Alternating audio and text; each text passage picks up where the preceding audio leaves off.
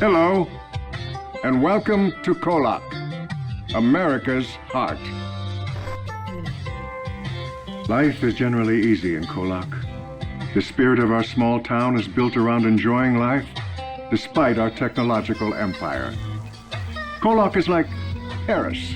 Art, music, and treasures of life are not just incidental.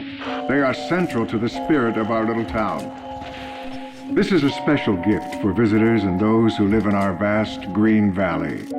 KOllOK's natural beauty can be thanked to the peaks that tower over us in our four corners, shielding us from the elements. Spend the day at Crater Lake, fed by the ever-flowing Riley River, America's heart.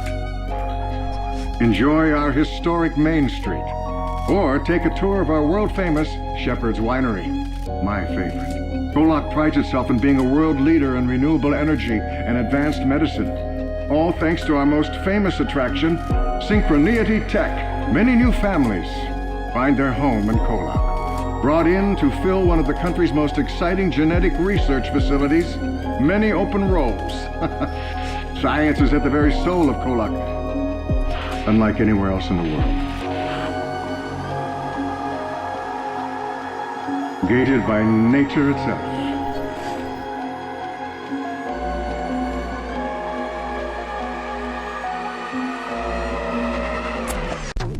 We begin tonight on the journal entries of our passengers for a quick trip down memory lane, starting with that of Billy Baker. Billy's thoughts, March 5th, 1991. A pretty crazy thing has happened. Rachel was taken by some sort of creepy alien zipper-faced monster. Everybody doesn't seem to remember Rachel even existed except Marcus Bennett, Mickey Jones, Sky Hawkins, and Sammy Riley. We unlocked Rachel's journal and found some clues and pictures that she took with my camera. Evidently, Rachel knew she was in trouble. A picture of Mickey's dad's car was in the journal, like some sort of freaky magic guy in black came up and took Sky and disappeared, and only me and Mickey and Marcus saw it. Nothing has been making any sense, and it's hard to talk about with anyone. Everyone already thinks I'm crazy. I want to find Rachel and get everything back to normal. Normal's all I ever really want.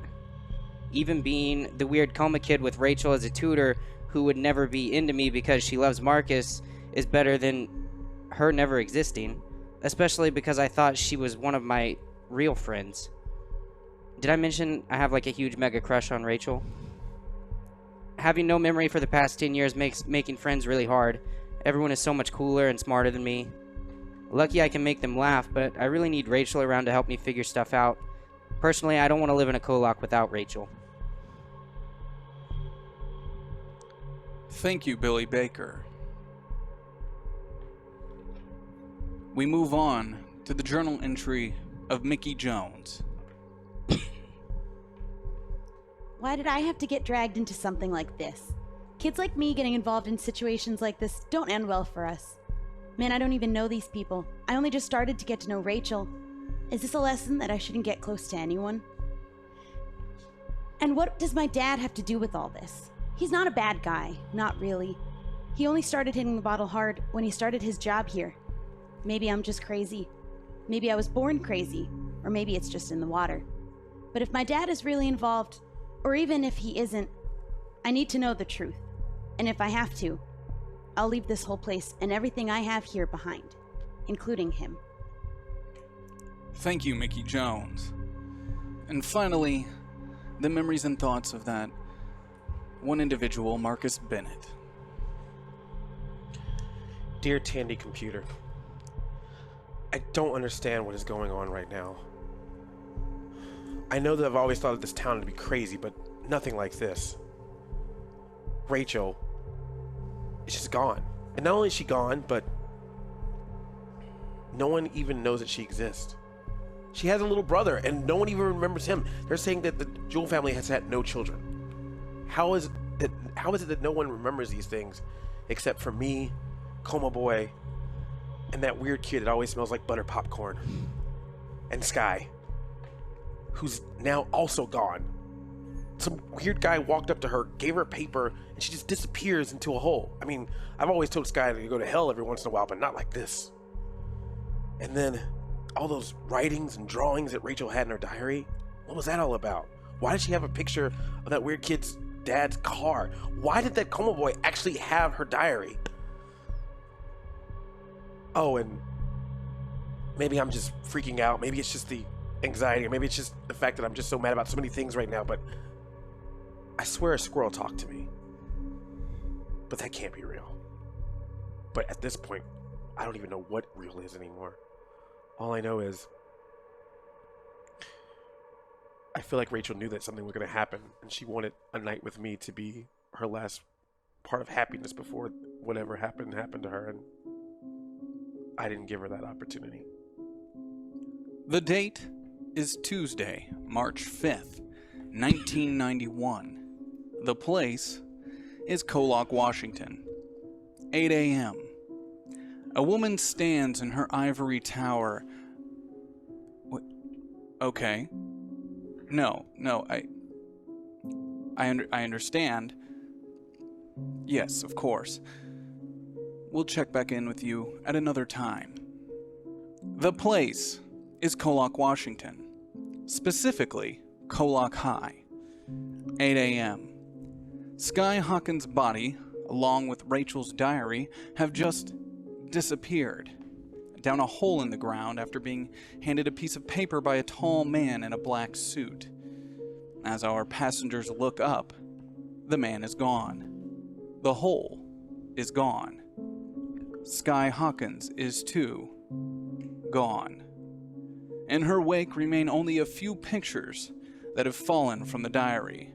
You may reveal those pictures now, Marcus Bennett, as you pick them up off of the ground in front of you. So we just have left the picture of the alleyway. Our social studies teacher, Mr. Thomas. And my dad's car. What the fuck? Just calm down, Sammy. Calm down. We're all going through this too. Get a hold of yourself, man. Relax. Can you call 911? Hole. Yeah, Yeah, we all saw it. it was crazy. It's not that big of a deal. What the? It's not the. She fell down a fucking hole in the ground. Sammy.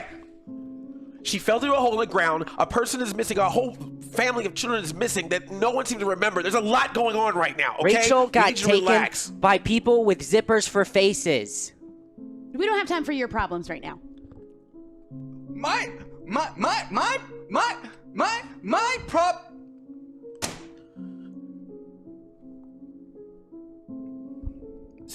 Sammy vomits Dude. Oh, gross. as the nerves are more than he can handle. Oh, he just yacked.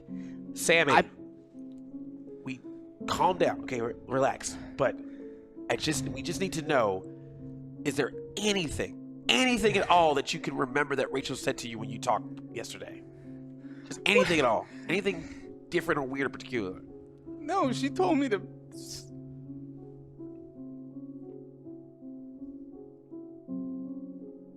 I don't want to talk to you. Can I talk to? Seriously, we're gonna do this right now. We're gonna do this right now. Look, I know that you guys were together, and now she's with me. But that's beyond that right now. She's missing. We gotta work together. We gotta get over She this. said that it was never gonna happen between us again because she was in love with you.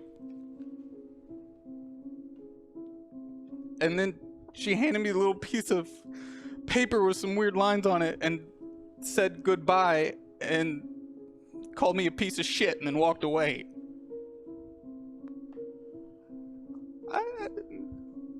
And you didn't do anything to retaliate, did you? No. You got no part in this? No.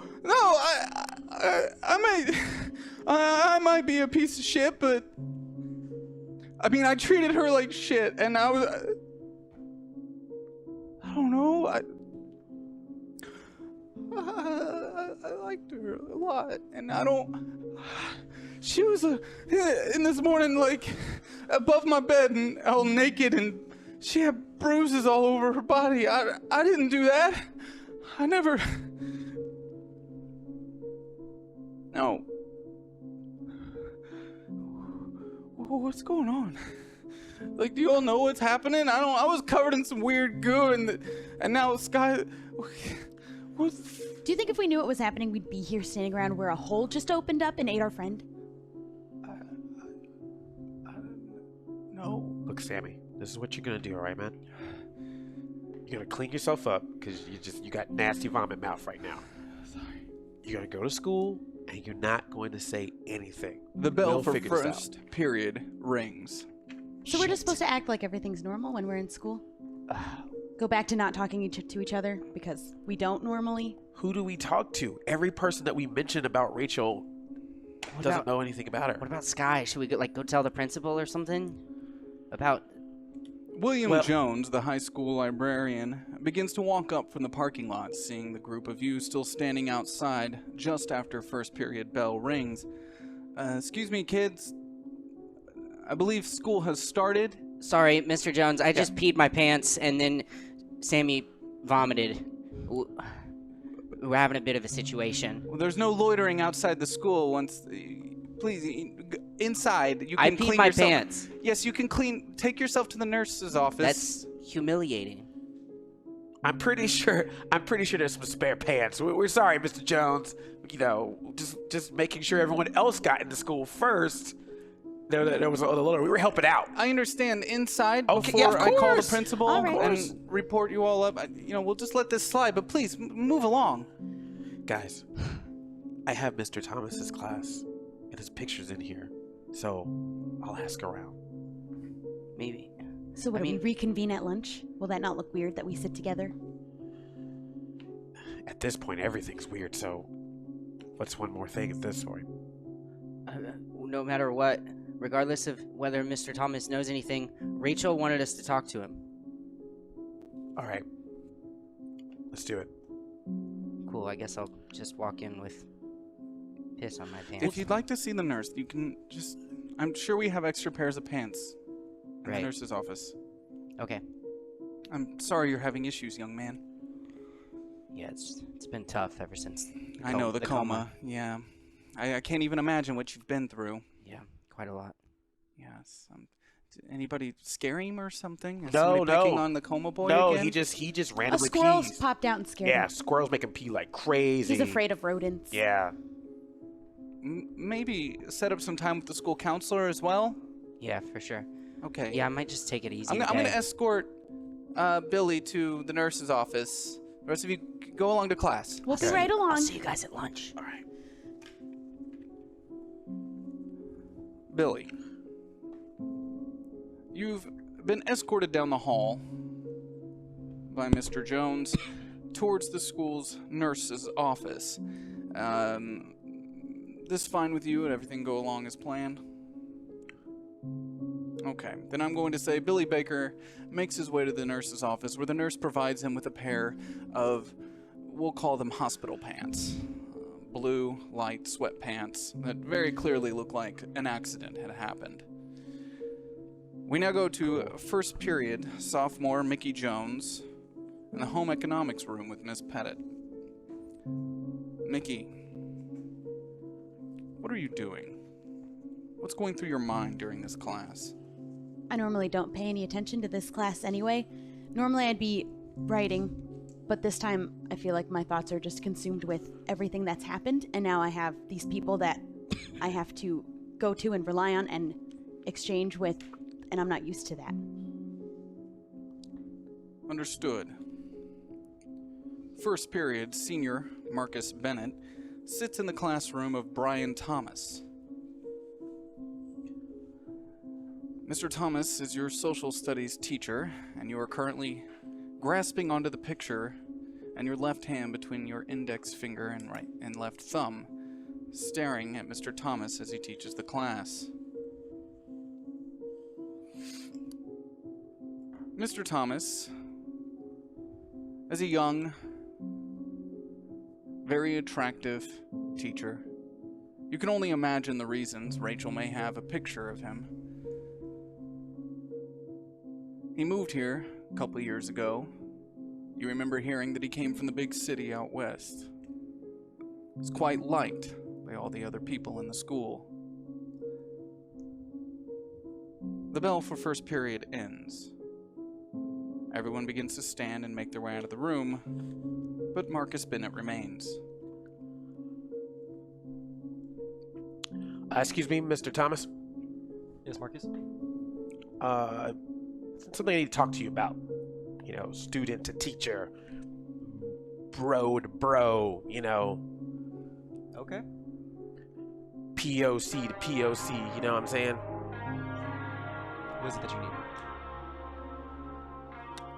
Do you know a Rachel Jewell? I do not. You know of the Jewell family, right? I've never heard of that family.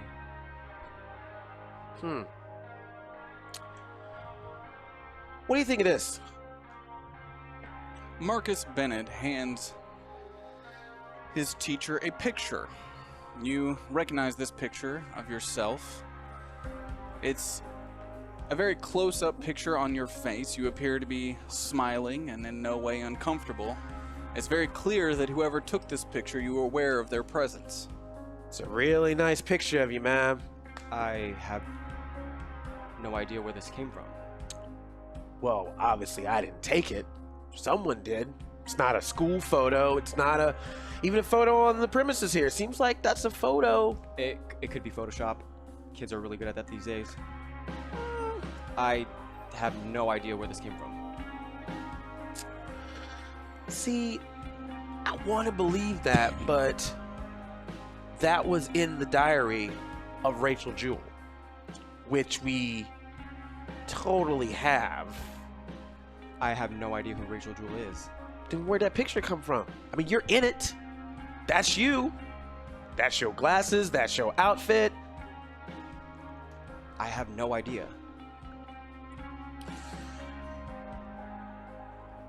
I feel like you're hiding something from me, man.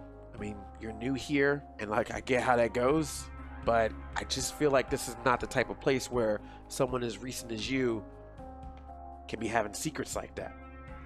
Like I said, I have no idea how you got this picture or how I ended up in this photograph. I do not know a Rachel Jewell. So you have no idea who took that photo of you looking directly in that camera? No, it's strange. I don't know how they got this. How they got this? So you're aware that it's an actual picture of you. You said earlier that it could have been some crazy program. So, Yeah, I mean, it looks like me, but I don't know how this exists. you got a twin, you got someone. The students for Mr. Thomas's next period class start moving in through the door and finding their seats. Look, only me and a few others know about this Rachel Jewell. If you got that picture and she took that picture of you, you must know of her too. This is not the time to hide anything. We need to know what's going on. Look, I would like to help, but I have no idea how this exists or who a Rachel Jewell is. Well, then I should just take it back and just figure that out. Brian Thomas retains the picture. I think I'll hold on to this. Why? You know how to see your face. You got mirrors. Something just doesn't add up, and I think I want to figure it out myself too. And you'll tell me when you figure that out, right? Yeah. The bell for second period rings. Well, I don't want to be tardy to my second period class. You have fun, but let's stay social, as you would say. See you, Mr. Thomas. No one laughed at Marcus Bennett's joke. They shouldn't. We go now to second period. Billy Baker, in his freshman art class with Mr. Louder, sitting next to his best friend, Tibby. Psst. Tibby, What? I'm drawing right now. hey. Boobs. Hey, man. What? You know that movie we watched last year, Back to the Future Part 3? I mean, I barely remember it. Not as good as the second one, but it was fine. Yeah, I didn't get to see the second one. Oh, you were still in a coma. Yeah. Yeah, pretty I'm funny. sorry. It's funny. You know how Doc's name started disappearing on the tombstone? Because he was like, Yeah. dude, I think we're in another timeline right now. What? Yeah, I think there's like a couple. There might be like a time travel thing going on right now. You ever heard of Rachel Jewell? No. Yeah, I have. And she existed yesterday, but now she doesn't. Billy Baker, roll your charm, difficulty of 3.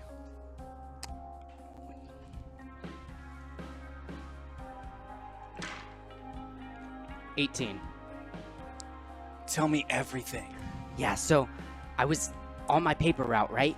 And Yeah. I'm like skating around, and I go over the bridge, Okay. and Rachel Jewell is standing there. Rachel Jewell is But my who- tutor. Okay, wait. Okay, so she used to exist, but she doesn't exist anymore. She doesn't exist right now. Is she hot? Dude. What? Yeah.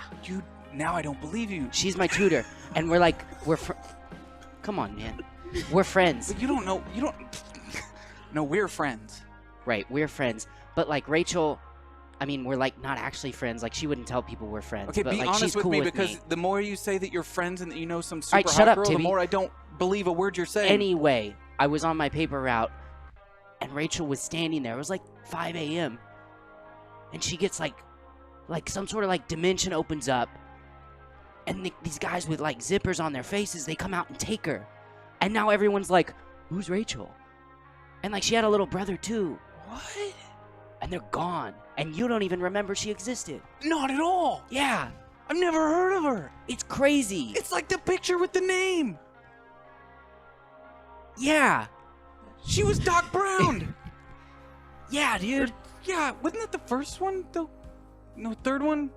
The third one, It happens in like all of them, right? I don't know, I man. can't. Yeah. Why do you bring up movies that I haven't seen? Sorry. Anyway, I have to, like, there's a few other people that remember Rachel existed. Like, I woke up in this goo, like, not regular goo, if you know what I'm saying. It was, like, really gross. No, we don't talk about that here. I woke up in this goo, like, by the lake. And Marcus Bennett Okay. was her boyfriend. And he remembers, too. And Wait. then Mickey Jones, she Wait, works at so the movie theater. you know a hot girl who's dating Marcus Bennett, Yeah, the football player? yeah. He remembers. And Mickey Jones works at the movie theater with her, and she remembers. You know Mickey and Marcus? Yeah, but I mean, I don't really know him. We don't hang out or anything. We found out that we remember. Okay. And then Sky Hawkins. You know Sky? I mean, everybody. You don't know Sky. I know her as of this morning. She just got taken. A guy in a black, like, trench coat thing came up and gave her a piece of paper, and then she fell into a hole. This You is remember Sky? awesome. Yeah, everybody knows Sky. She was like, she came to school covered in blood yesterday. It was freaking metal. Yeah. So, Tibby, What? the timelines, they're different, but Sky's a part of... Sky remembers Rachel. Dude. How jacked was I in the other timeline? No, everything's the same. What? There's just another person. There's a girl named Rachel. So I don't have like a girlfriend or anything, and No, it's just. no, we still suck. Well, what's the point? This sucks. This is the worst movie. The point is that Rachel's really cool, and we need to Okay. find her. I guess we should find Sky too, but I don't really care, honestly. I mean, she's fine. I mean, okay. So what do you want me to do? I need your help. What do you want me to do? You watch all like the sci-fi movies and stuff. What am I supposed to do? Oh, yeah. You gotta reset time. How did they fix it in the first Back to Future? He played guitar really well, Okay. and he was almost gonna bone his mom, and then it got kind of weird, but still like in a hot way. None of this is helping me. I don't know. Who are you supposed to bone and then not bone and then make them hook up with someone else?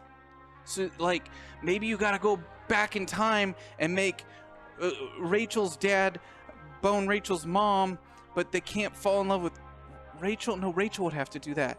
The movies are so confusing. Forget Back to the Future.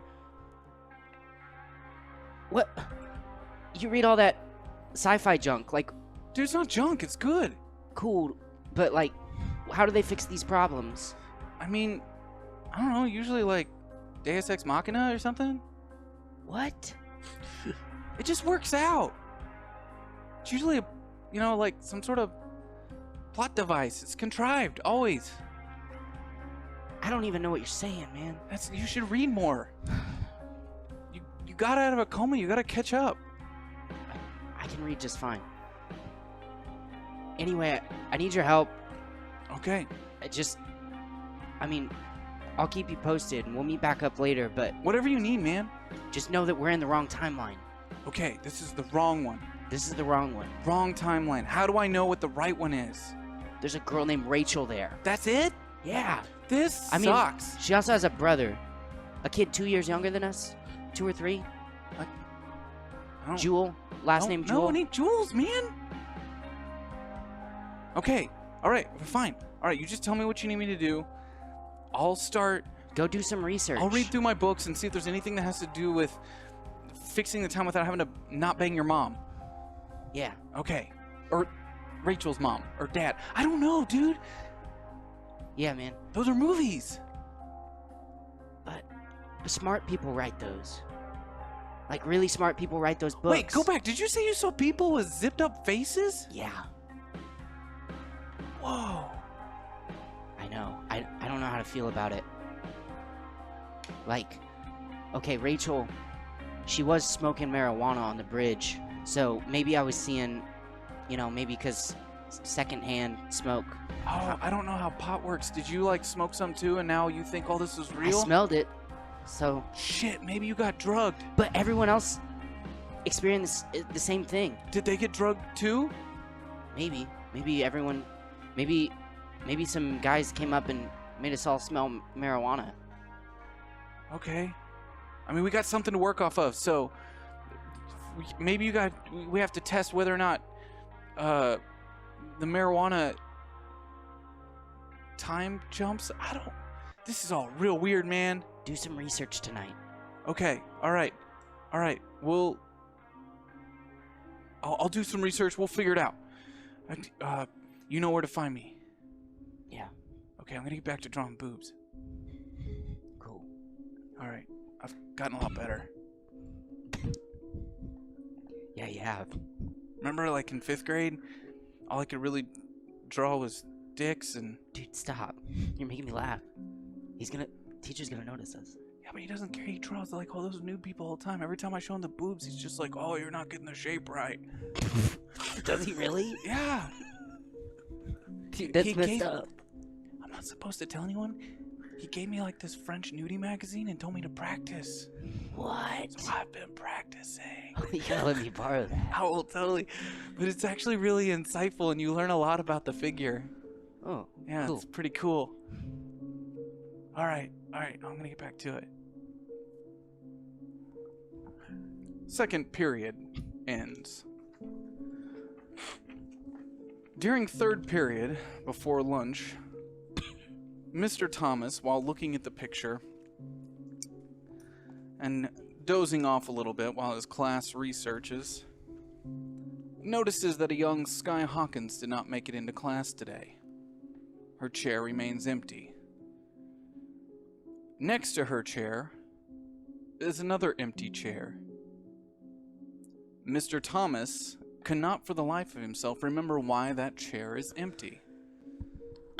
Why would that seat not be filled? It's in the front row. All of my students pull forward when we see them in the room. Sky is missing today, but who sits in that chair? Passenger Thomas, please roll your brains, difficulty of 6. That's going to be a D20.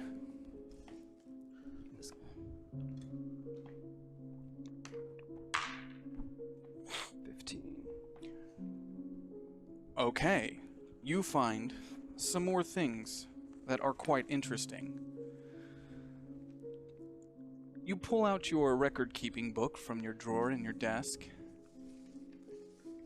As you're doing so, you notice a collection of movies, VHS tapes, all Hong Kong films.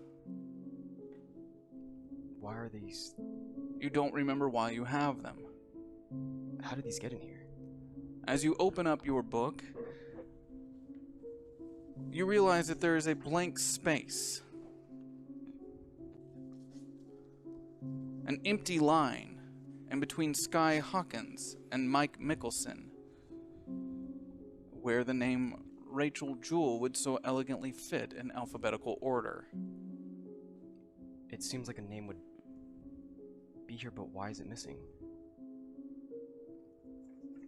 Over the school intercom system. Yes, would a Sky Hawkins, Billy Baker, and Mickey Jones please make your way to the principal's office? Sky Hawkins, Billy Baker, Mickey Jones, to the principal's office now.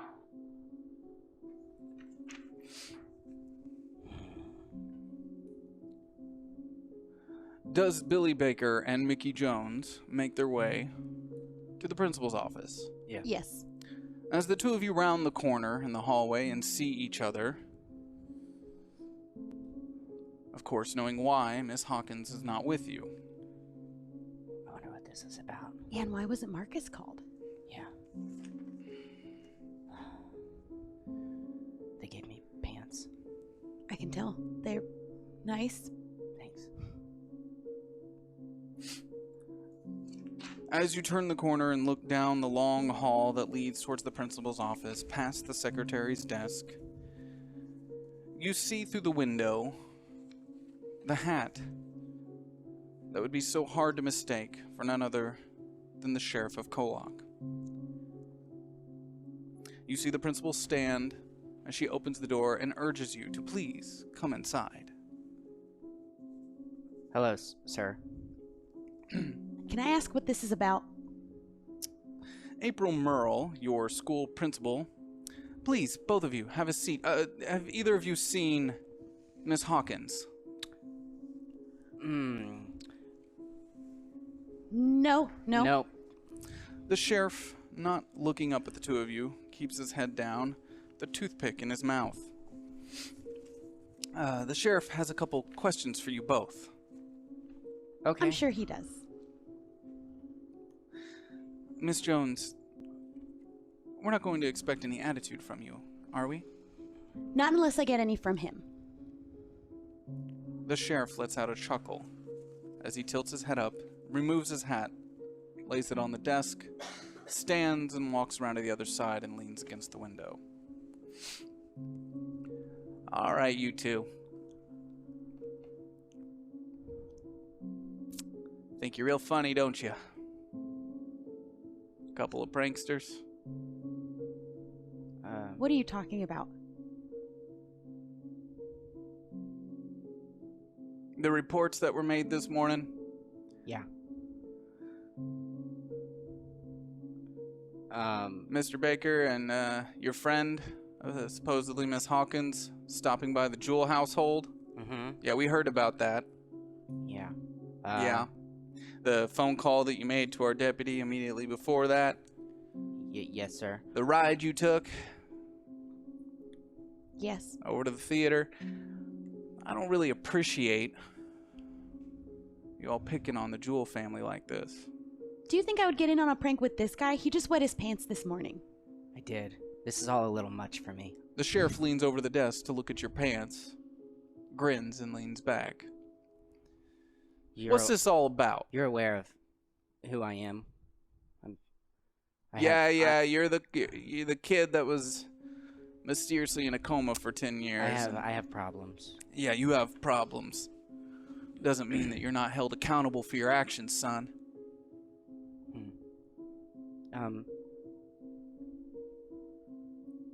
Look, leave him alone, all right? He's been having a rough time. I did it. I led him on to believe Rachel was real, and I led you on to believe that too. I'm sorry. It appears that I'm getting a phone call. One moment.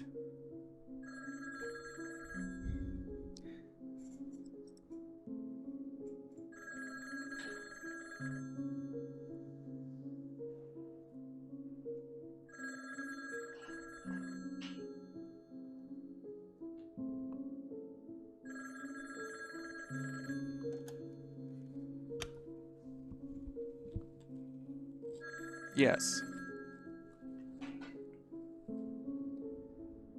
Okay. 17 years old. Conspiracy theorist. Aspiring film artist. And kind of a nerd. Okay. I'll bring her in. Thank you.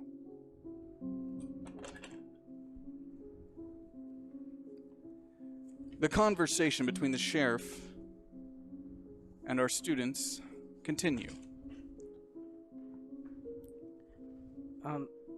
So,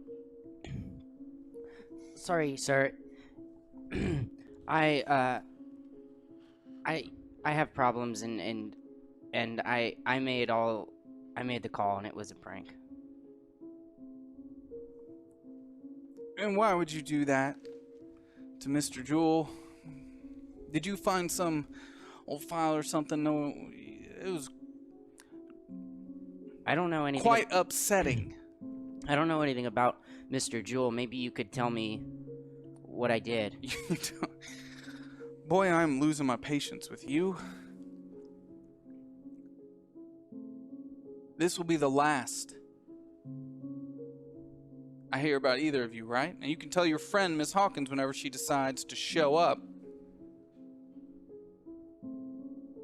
We're not friends. that I will not be dealing with this. The Jewell family's been through enough. Whatever it is you found, well, it's sick. So just, this ends now. Understood? What do you mean they've been through enough? I don't know. Yeah, I don't know the Jewell family. Please tell me how I messed up their day so that I can feel bad Yeah, For I what I want to feel did. bad for what I did too. so I don't do it again. The sheriff looks at the principal discouragingly, quite upset that the two of you are continuing to push him. Now, technically, neither of you have broken any laws, but you're a real pain in my ass. I'd like to keep your parents out of this, especially you, Miss Jones. We do have your mother's number on file. You don't need to call my mom. You're going to go back to class, and you will not be contacting Mr. Jewell, and you're going to let this silly prank go. Understood? Yes. The principal stands. Okay, well, I think we've come to an agreement, yes? No more pranks will be had. No more pranks. No more pranks. So, you're free to leave, and this will be the last that we have to have the sheriff come by the school, correct? Hopefully. Okay, thank you. You are free to go as the bell for lunch rings. Guess we should go to lunch and meet up with Marcus. Yeah, and don't worry about that cop. He's an idiot.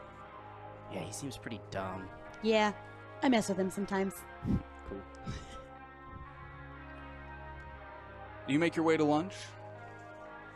On your way in, you see Marcus Bennett already sitting, not really eating, staring off into the distance. Sammy Riley, not too far behind, staring, wondering if he too can have a seat. He makes eye contact with the two of you.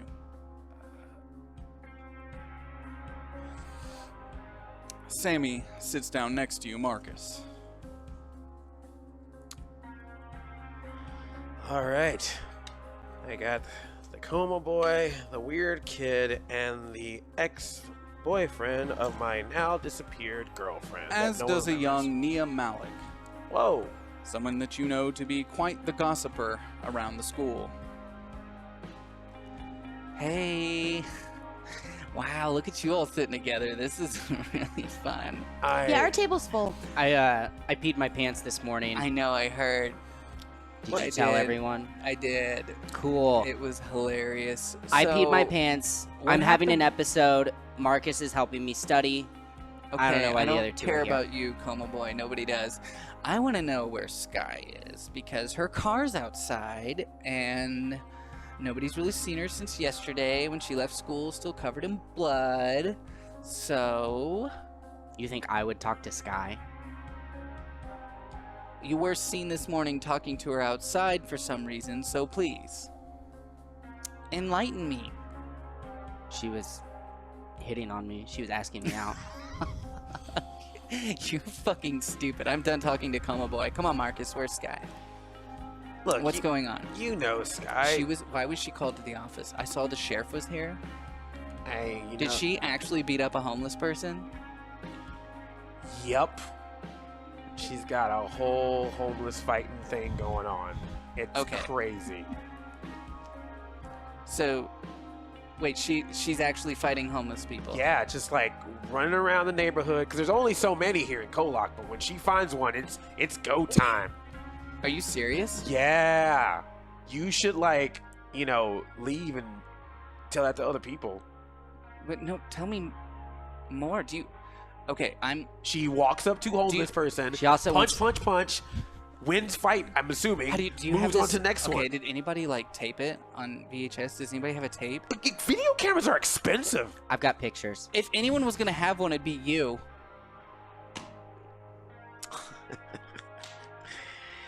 You know what? Mr. Perfect. You know what? Star player. Ha ha ha ha ha. Oh, rich mom and dad. You know, as a matter of fact, Liam, I heard that she's run out of homeless people to fight. And she might be on the lookout for other students. Maybe. Okay, I'm other not scared of Sky Hawkins. Did you see all that blood, You though? should be. Yeah, she's I pretty wouldn't crazy. mess with her. She has this thing where she'll look up in her eyes whoa, and then she becomes a completely different person. And when she starts punching, it's just she don't even know herself. I would be a little concerned, so I would probably hide, because if anyone said a lot about Sky Hawkins at this table, have you said a lot about her? Have you said a lot about her? We're not gonna tell about. Sammy, shut up.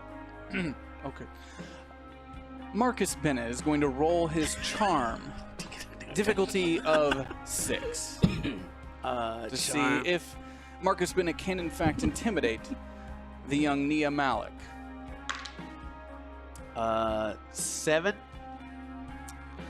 So, wait, did you hear something about me? Does she want to fight me? Yeah, she wants to fight you. For sure. Why? What did I do? I didn't say anything up. Oh, does she know? Okay. Yeah, I mean, did you remember she was all like, "Oh, if I see that Liam." She said that for sure. I heard that. Yeah. You're also She's- just kind of the worst. She's not here today, though, right? So it's Well, her fine. car is here, so maybe she's not. She's Okay. probably Probably looking for somewhere. you. Well, you Yeah. didn't see me. We didn't have this conversation. Thank you for the info, Marcus. Oh, I'll of remember course. this. Hey, Thank I'm you. just looking out for No, you, this Liam. is great. Thank you. Yeah. Of course. All right. Nia Malik quickly removes herself from the table, nervously shifting away. Wow. Sammy leans up. Why didn't we tell her about the hole in the ground? She would tell Really? everyone. Really? Right? We want to find. Why wouldn't we tell everyone? They're Everyone already thinks getting in we're- trouble with the cops. Wait, what do you mean? Me and Billy were called to the principal's office with the sheriff. Yeah, in what was there. up with that? Honestly, I don't know. I don't think the sheriff was necessary. He thinks we were pulling a prank when we asked around about Rachel earlier. Really? And he said something about the Jewel family being really messed up and they've been through too much. So I was trying to figure out, but he didn't tell me anything. Oh, I could go ask Tibby. Look.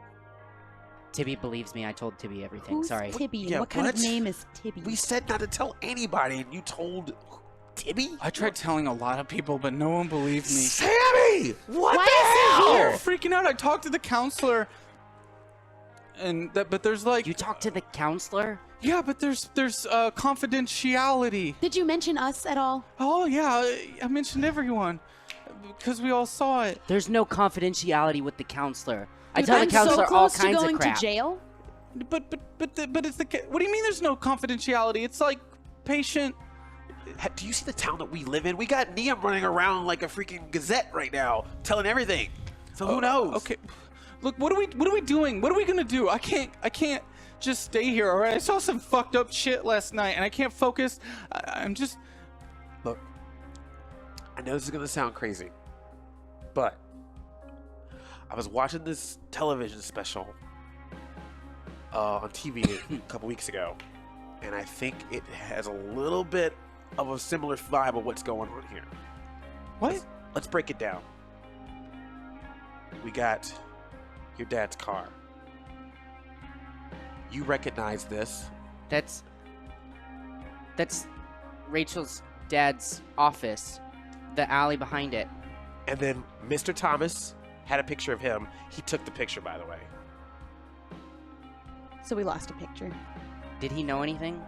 Of course he didn't say anything. Just like the sheriff's not saying anything. Just like that Probably all anyone's in on anything. it. Yes. That's what I'm talking about. It was like the special I saw. What was it? Secret cults. Mr. Thomas sits down next to you. What the The hell? lunchroom table. You sit it with these guys for one day at a table. Hi, Mr. Thomas.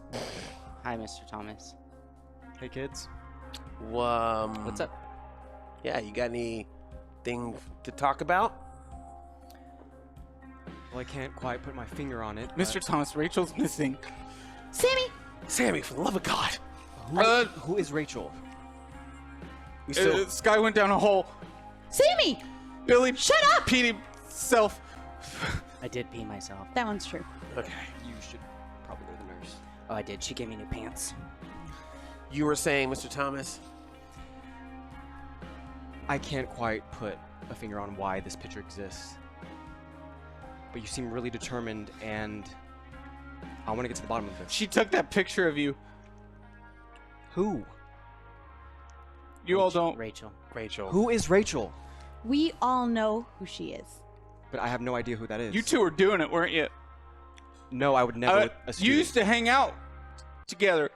I followed her one day.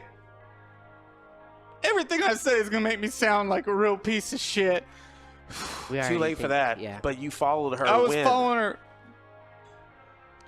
But I've never It was hung out when with you Rachel. two first started dating, and I thought I was gonna try to scare you, but she was at the coffee shop hanging out with Mr. Thomas.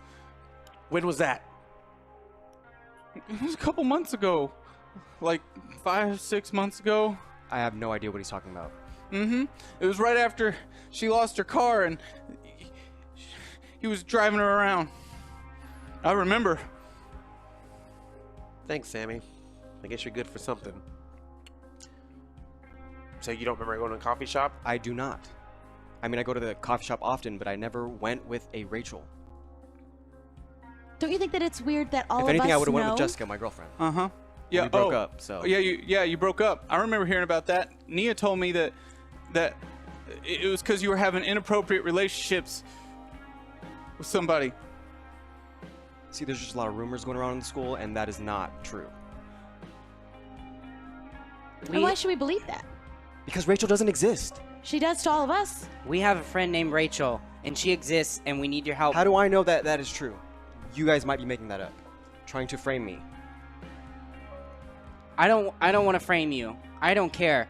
The fact of the matter is that Rachel gave us a picture of you, and you're gonna have to help us find her. That's what that means. Pretty much. And it will help you get to the bottom of why that picture was taken. I can promise that. So what should we do? I'm gonna finish my lunch. I haven't eaten in a while. I want to get out of here. Sammy, I'm you do freaking that, out. but you need to shut your mouth. We don't know who to trust right now. What do you some mean, people no to at trust? the table right now, we don't know who to trust. You get me, Sammy? Oh, you think he's... Shut the hell up, Sammy. Okay? Just act normal, act casual, until we get some more information. Tell no one else. I saw a giant beam of light show up over my bed last night as everything flew around the room. All did. And my naked ex-girlfriend that was bruised head to toe told me not to forget what she said, but she didn't say anything to me other than I was a piece of shit. So Then don't you... forget that. Yeah, don't forget that, seriously. Oh. And also, if this ends up being something that someone remembers, who do you think is the first person they're going to ask questions to? Sammy, ex-boyfriend. What? So you might want to keep your mouth shut. I'm just saying. I didn't do. I have an alibi. Do you even know what alibi means? I was at home. That's my alibi. Do you think anyone's going to believe that after you already went around blabbing about this? And following a teacher just because they were hanging out. I mean, I thought she was going to meet up with you. I was That's creepy, following her. by the way. Either way. So Look, I want to help. I might have been a bad person, but I don't want her to be dead or something. neither do we. But at this point, we're not getting any help from anybody. So we just need to keep this to ourselves just in case someone's hiding something. Okay? Okay, so we got.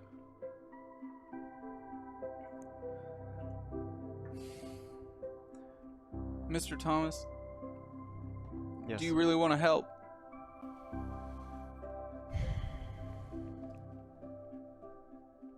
Yes. Okay. We don't have a car. Yeah. Why don't I take you guys? You do that? Yeah, we gotta find out what is going on here. Are we gonna skip school with a teacher? I won't. I promise I won't tell on this. I won't. Wait. Is Tibby in the lunchroom? Tibby is on the opposite side of the room, staring intently at the conversation that's currently happening. How many people are we bringing what are you into Tibby doing? this? picks Hold up on. his tray and nervously scoots across the room, halfway along, realizing that he's about to walk up to a junior and senior and sophomore, or a sophomore and senior individual, and straightens his walk and tries holding himself much stronger. Hey, what's up, Billy? He's cool, guys. I Oh, Marcus. Not like cool, but like, you know. Marcus. He's like me. What's Yeah. up? Hey, Tibby. And my lady. Tibby, shut up and sit Is this down. not going to look weird to everyone around? Sure. Normally But I'm here alone. Who I, cares? too, We don't am even friends- belong here. I too am friends with Billy Baker. Tibby, shut up and sit down. Tibby. Tibby. Hey, what's up, everybody? He told me everything. This is fucking rad. Yeah, he's gonna do some research tonight because he reads like sci-fi books. Am I part of the group? No, Oh, definitely not. okay. Tibby, Okay. Yeah. do you know anything about the Jewel family? I mean, I remember one time my dad got in trouble and Mr. Jewell was, Yeah, he's the The- prosecutor. got him in more Right? trouble. Yeah. But what? The sheriff was acting like so. Backstory: Okay. we, from where we're from, I told Yeah, you. you got called to the office. What was that all about? Yeah, apparently the Jewel family is in some sort of bad situation. Okay. What is it? Do you know? The sheriff, the officer acted like everybody knew. Okay. Billy Baker will roll his brains, difficulty of 10. It's better you than Tibby. Do I have any tokens? Yes. Billy, you have 6 tokens. I'll use 6 to get Oh. a 10. I did not mean to react that way. How impressive. Wait, now that you mention it, I remember whenever my dad was about to serve jail time and he was all like, fuck that, inappropriate. He was mentioning, you know, like he was just like, oh, that guy's just gotta stick up his butt because of what happened to his family. What happened to his family? I don't know. It was a long time ago, I think. What? I don't know. Oh, Tibby. What? Oh, no. It went back in the past and it had sex with his mom or... You're thinking what I'm Yeah. What? What are they on There's a about? teacher here. No. Oh, sorry, Mr. Thomas. We don't have sex with moms.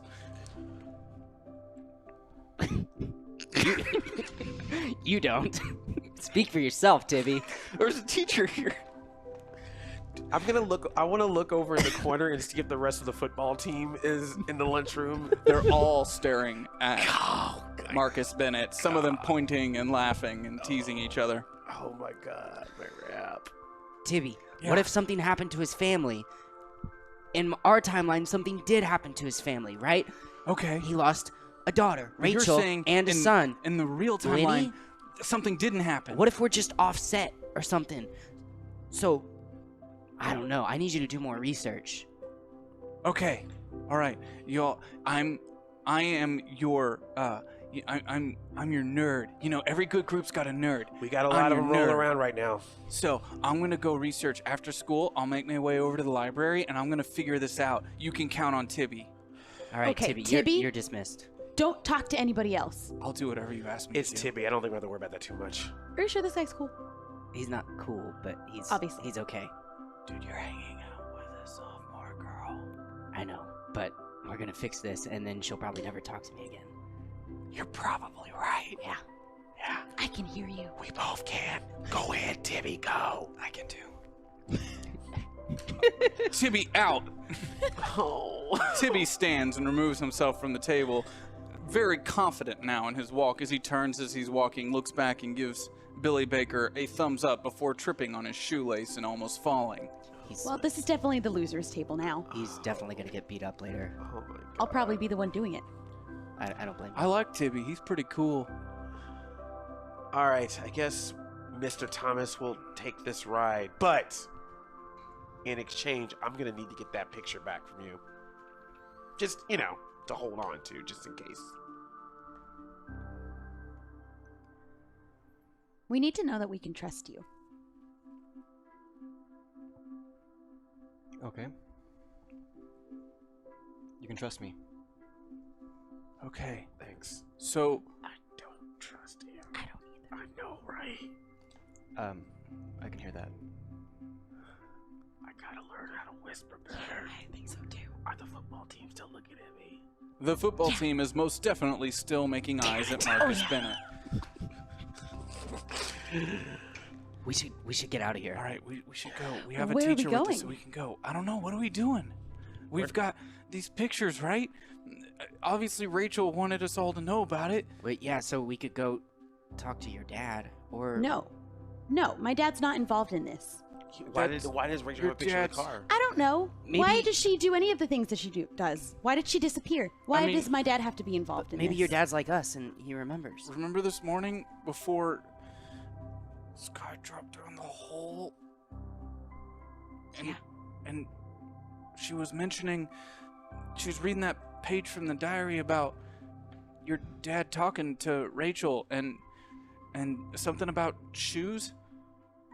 That's not the kind of guy that my dad would be. Well, maybe even if it isn't, this car is here. We don't know. Someone could have taken this car. It could be a similar car. We don't have a license plate, but it's at least worth the start. Because if he does know something, he could at least talk to us or tell us something. I know he gets Listen, your my dad. dad's not the easiest guy to talk to. It's your dad. Didn't- Everyone talks to their dad. Didn't Rachel say something in her journal about your dad? Yeah, that's what I just said. So, Sky has the journal, doesn't she? Yeah. And she's sick. So she's not here. She's feeling really down. Who knows? Maybe Rachel saw something that maybe she thought it was a dad because of the car. We don't know. Let's talk to him and figure it out. Well, my dad works night shift, so he should be home, but I don't know if he'll be awake. I don't know what kind of mood he'll be in. I know that he wouldn't do this kind of thing. You have to believe me. But he might know someone who would. It's at least worth a try. It's a lead. Okay, but I'll go in and talk to him. Fair enough. All We right. gotta make moves. Lunch is almost over and everyone's staring. I know. Come on, kids. I guess if we just follow you, people Oh. might think we're doing some school Fine, thing. Mr. Thomas. We'll go to the office with you. Another Smooth. trip to the office for Billy. Oh, we're in trouble again. Yeah. I'm so sorry, Mr. Thomas. Oh god. Let's go to the office. I hope they have different pair of pants in there. Am I right? Oh. These pants. I peed myself earlier, and We should just go. Yeah, let's just leave. as Your fast as actions do possible. not keep anyone from not staring as you make your way out of the front of the school, through the parking lot, and towards Mr. Thomas's station wagon. all right. Science project we got paired together. Yeah. Shotgun. What? You know the rules? You called it. The Yeah. group gets inside Mr. Thomas's car. It's filthy, filled with books. Does not look like the car that would be occupied by that of a stable individual. A lot of books you got in here, Mr. Thomas. Yeah, what do you do in your spare time? Study. Social What? studies. Oh, well, I guess that makes sense. Yeah, I guess so. This is a really big book. Here. It's Atlas. What's that? It's Atlas. Oh, yeah. Do you do anything fun? Ever? I love to read. It's really fun. Imagination goes. What's college like? Oh, it's great. Graduated, responsible. Now I'm here. 2 years. Why'd you move to KOllOK? I mean, if you went to a fancy college, live in a big city, this seems like an odd place for you to move to. I mean, I had to move here because my parents moved here because of the job, but you moved here to teach at a school. Well, this small town felt more warm, and so I was attracted to it with the new weather, the winery, the new advancement in technology. I think it sucks here. Yeah. One man's trash is another man's treasure. Yeah. What It's do a you lot of consider trash, Mr. Thomas? Excuse me? What do you consider trash? I say that's in the eye of the beholder. So, I want to look at his fingers and see if he has all 10. He while he's does. driving. Mr. Thomas has all 10 of his fingers. This is something young Billy Baker would know, but it's worth checking on Coma Boy. Just making sure. As you begin making your way on the east side of town towards the affordable housing complex, Sammy tries to bring up a conversation with young Mickey Jones. So your dad, what's he do? He works security. Where? Synchroneity, the place where everyone works when they come here. That's what's happening. What's I happening? guarantee you. Everybody knows they're up to some weird stuff. Look, he doesn't work in there. He just works outside. My dad said ever since Synchroneity came around, this town got real weird. All these fancy pants people coming in, like Marcus and his family, and Do I look like fancy pants people to you? Literally sitting right here. Literally sitting right here. yeah, but look, us townies, like, we don't trust them. Look, me and my dad came here to start over. He got a job as security. He doesn't know what they're doing in there. I know that. He's just had a rough time. So he just does security, right? Yeah. And you moved all the way out here for a security job? Well, we were traveling for a Sounds while. like a pretty easy job to fill, you know? What do you mean by that? I mean, it's just security, right? Why would they need to bring someone in from out of town for a security job? We were traveling the road for a year before we settled here. Oh, okay. It just was the first one that popped up that we could find that was stable enough. Right. Do you have any other questions for me? Do you want to accuse me or my dad of anything? No, I'm not accusing. I'm not accusing. I just want to figure out how he knew Rachel and why he was following her. If I'm he's a sure there's- security guard.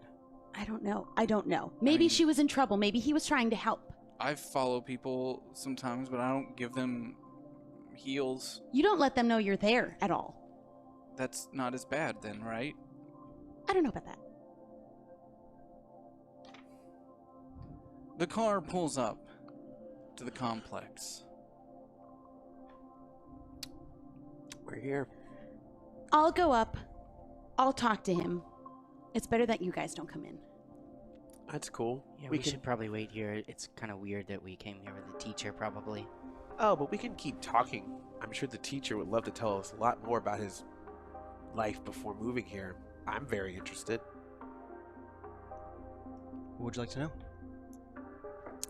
Mickey Jones exits the car and makes her way up to her apartment on the 10th floor. The elevator ride up is slow and tense Mickey doesn't know what her dad's been up to, but it's clear that he has some sort of involvement in this. As she makes her way down the hallway, it's quiet. It's not often that you're here midweek in the middle of the day. As you get to the door, you stop, pause, see if you can hear the TV on inside. There's nothing. As you slowly open the door, you realize the apartment is empty. But you can smell him. He hasn't been gone for very long, and it appears he's already got started today. How many tokens do I have? You have 6 tokens. I'd like to use 2 tokens to find out where my dad is. So to get this straight, you're using your ability to ask the GM any question and I have to answer, correct? Yes. As young Mickey Jones searches deep within herself, thinking, where is it that her father could be? She starts to feel a strange presence. She starts to feel this voice inside the back of her mind. An occupied space that wasn't occupied before.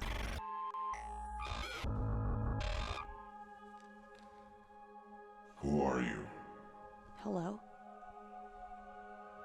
Why are you here? I don't know. I just wanted to know where my dad was. Who is your father? My dad, Mr. Jones. Michael Jones. Michael Jones. You would like to know his location? Yes. I can tell you this.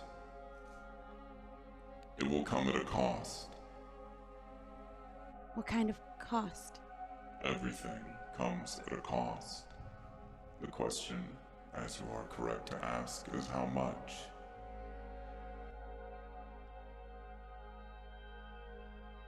It will be a feeling of loss and of anguish. It will reside just below the surface. Do you agree to the terms? Yes.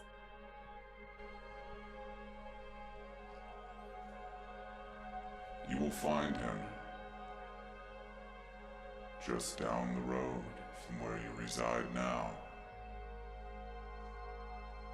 The bar, I believe you call it. Sitting alone, in sadness, deep in thought.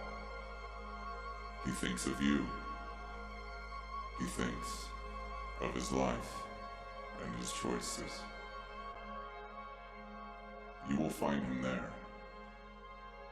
This is all I may answer you. Next time I may have questions for you. Next time?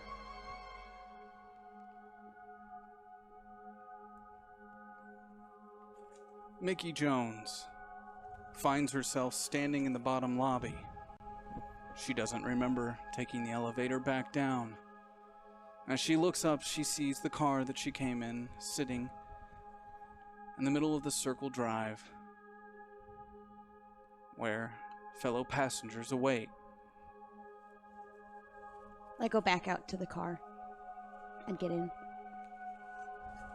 To your surprise, Mickey Jones re-enters the car only a moment after she had left. That was quick. He's at the bar. We need to go now. He's at the bar? Yes. Trust me, I know where he is. We just need to go now. All right, let's go. As they make their way to the bar, that is where we will pause for just a moment. And we will be right back briefly.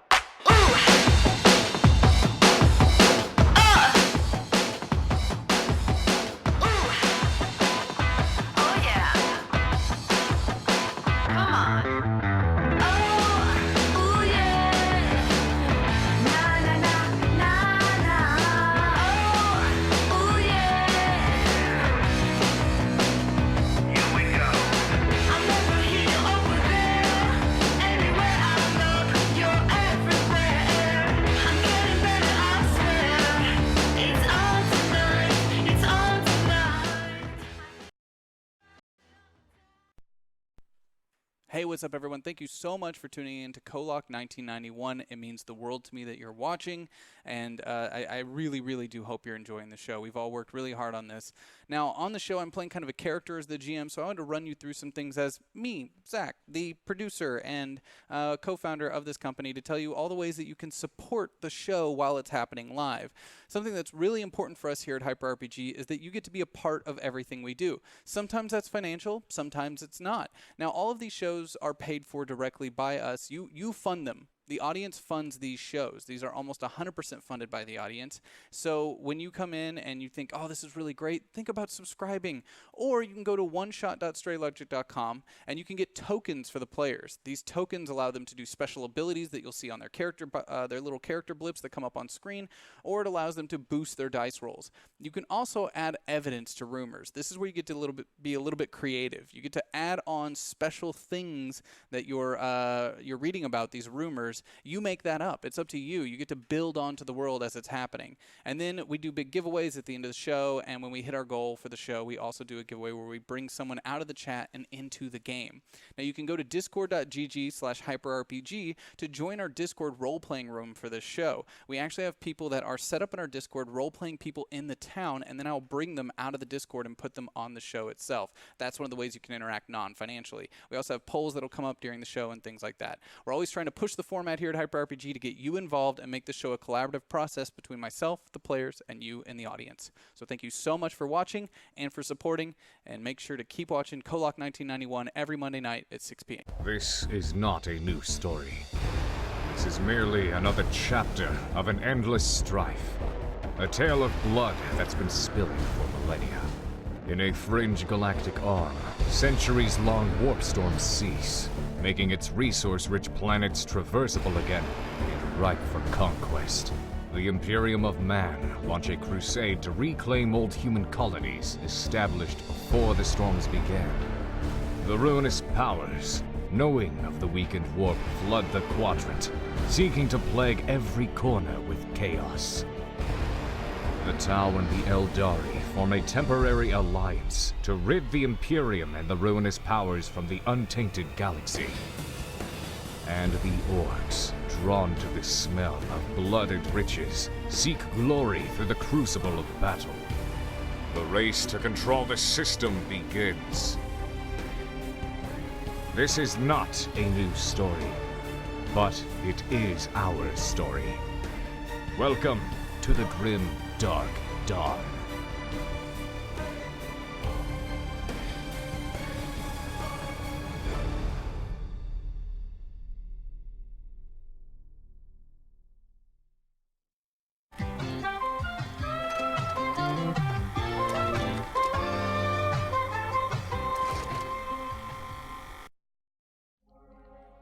We begin again.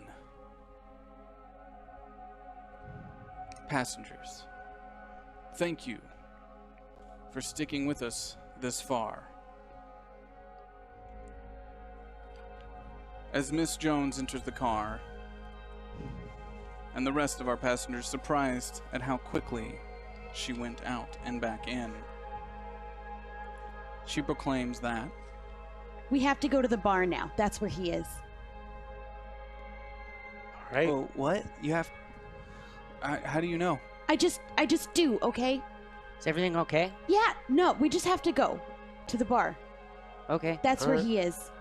Mr. Jones? You want answers? That's where they are. Mr. Jones, can you take us down there? You mean Mr. Thomas? Mr. Thomas, sorry. Mr. Thomas. Yeah, let's do this, kids.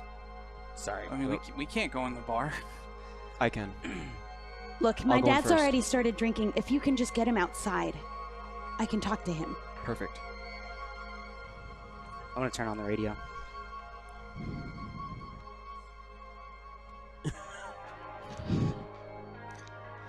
Searching for a Billy good station. Baker turns on the radio. Mr. Thomas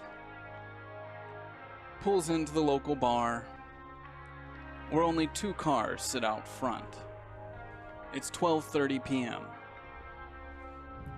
A gold Oldsmobile that you recognize as your father's car, and an old F-100. Do you see his car? Yeah, but whose is that other car? Does anyone recognize it? Maybe it's the bartender's. Well, that's his car for sure. He'll be in there and he'll probably be drunk. Don't worry, I got this. Wait, Mr. Thomas, before you go. Take this. If you need anything, let me know. Young Billy Baker pulls a walkie-talkie out of his backpack and hands it to Mr. Thomas. Mr. Thomas looks at it quite confusingly, unsure of how he'll be able to be unassuming with a child's walkie-talkie. Just put it in your pocket or something. Thank you, Billy. Mr. Thomas makes his way up to the bar. As you open the door, you see one individual at the end of the bar with his head down, and another behind it. They appear to be the only two people in this establishment. Mr. Jones? The man at the end of the bar slowly turns, looks. Who the fuck are you? I'm Mr. Thomas. I'm your daughter's teacher. Oh. Alright, what'd Mickey do? She needs you outside. Excuse me? I just need you to come with me. She needs to ask you some questions. I'm feeling having okay? a drink. I'm sitting here at the bar, and you're telling me I need to go with you? Yes, sir. Why would I do that? The man behind the bar begins cleaning a glass as he eyes Mr. Jones, as if looking for some sort of sign of approval that everything's okay. You still stand at the very front of the bar, like a cowboy who's just walked into town.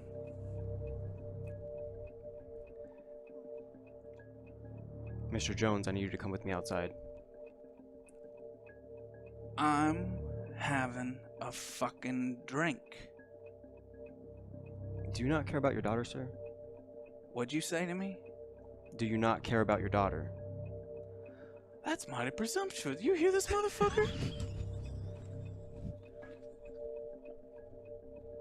Are you making assumptions about my relationship with my daughter, mister? It's 12:30 p.m. and you're drinking and she needs your help and you do not want to go outside. I'm in a fucking bar. I work night shifts, you little piece of shit. I work hard. All right, and my daughter's supposed to be in school right now. Isn't that where you're supposed to be? Isn't that what we pay our taxes for or something like that so you can be there? Why the fuck are you in here hassling me? That's why this is an emergency and I need you to step outside with me so we can go situate this.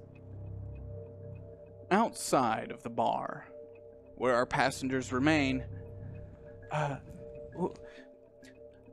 what if we break into his car? That's my dad's car. Are you insane? I mean, I have the key. Window's cracked.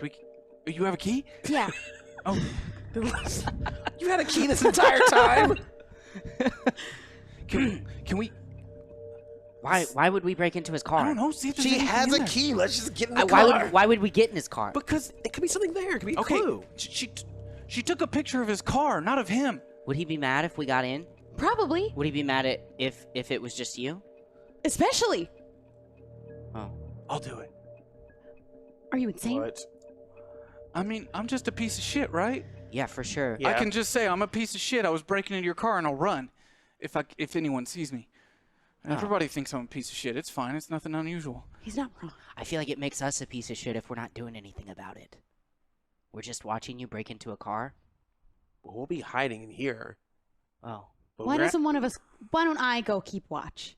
I don't think that my dad is involved. I don't think that he's the person that everyone seems to think that he is, just because he drinks. And I want to prove it. But if he is involved, then I need to know.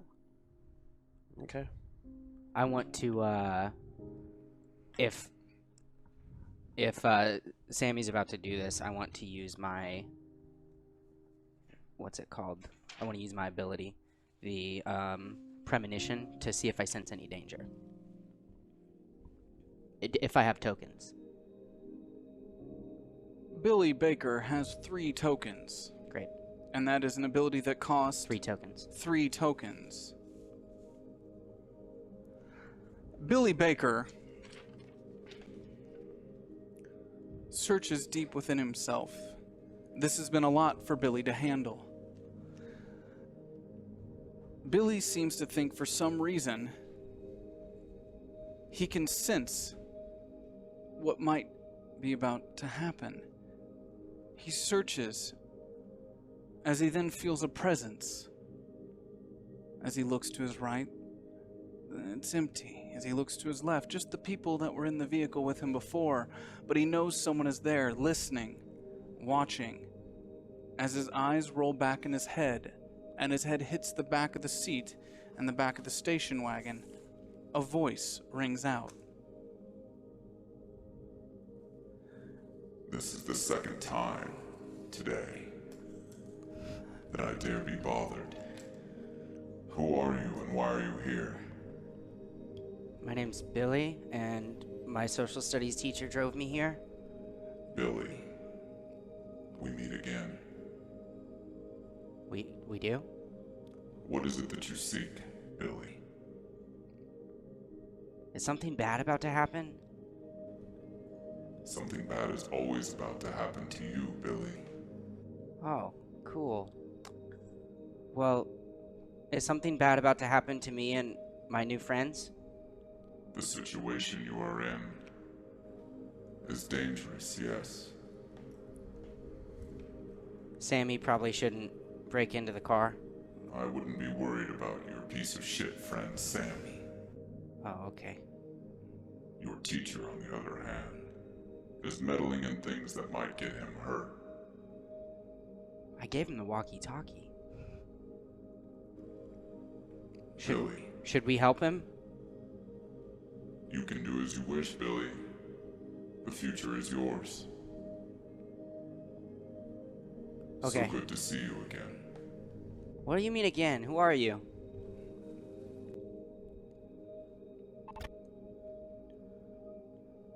Billy Baker's eyes roll back down as his head flops off the back of the seat.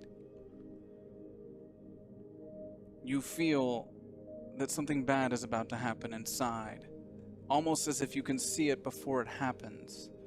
You see a bottle break. You see an aggressive and angry man charge your teacher. Mickey, we need to go inside. I get out the door and I run in. Billy Baker runs into the bar. Do we follow him? He just ran inside the bar. I don't know why he did that. Okay, Mickey Jones, do you follow Billy Baker? Yes. Mickey Jones exits the car and runs inside. Mickey, the keys! Mickey Jones runs in with the keys in hand. As the two of you bust through the front of the bar, you see at the end of the bar your father, who has now stood up, looks around your teacher, sees you. Mickey? Dad, what are you doing here? At 12 p.m. What I do with my time is my fucking business, Mickey. You know that.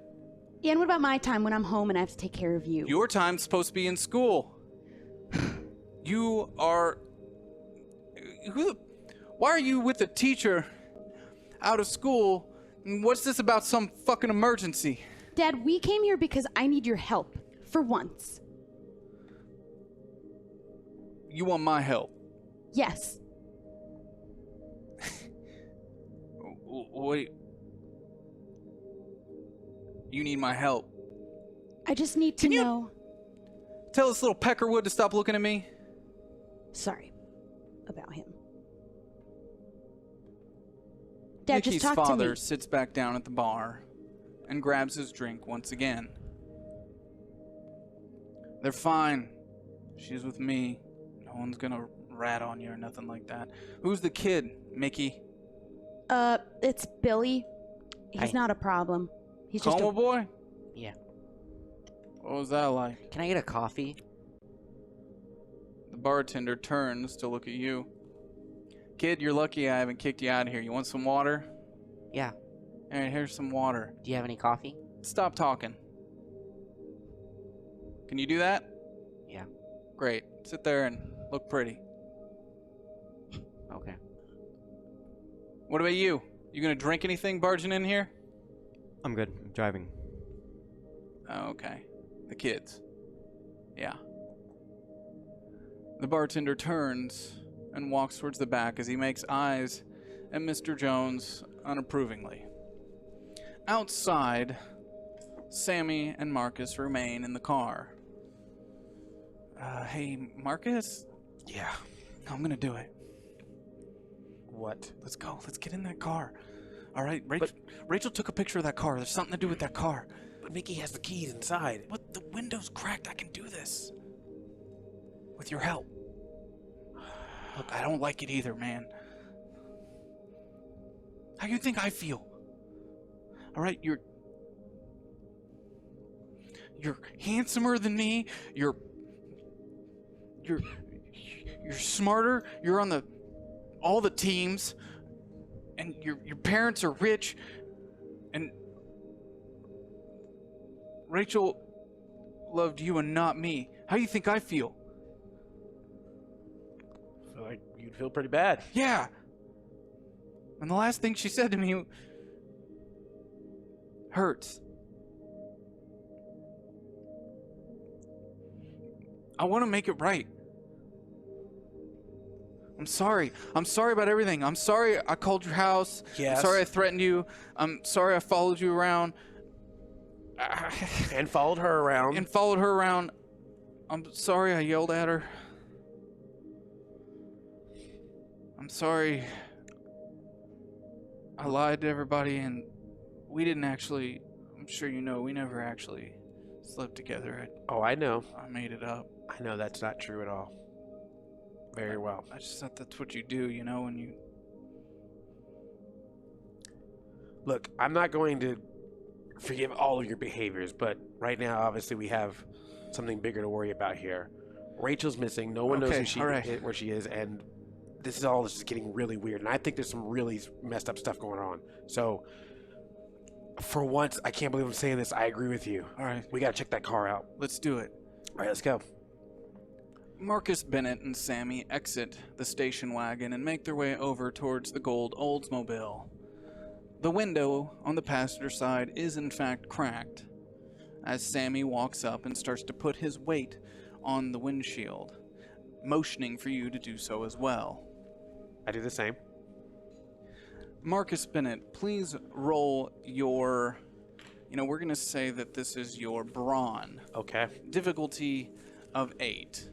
Alrighty. As Marcus Bennett joins Sammy and starts to push down on the window. 9. Marcus, you have 4 tokens available. I will use one of them. 10. Great. As you start to push down on the window and feel it starting to move down, you see a tail from under the car as a small creature runs out onto your foot. Hey there, big boy. Shit, not this again. What's going on? Still looking for Rachel? Yes. You could have just asked for my help, you know.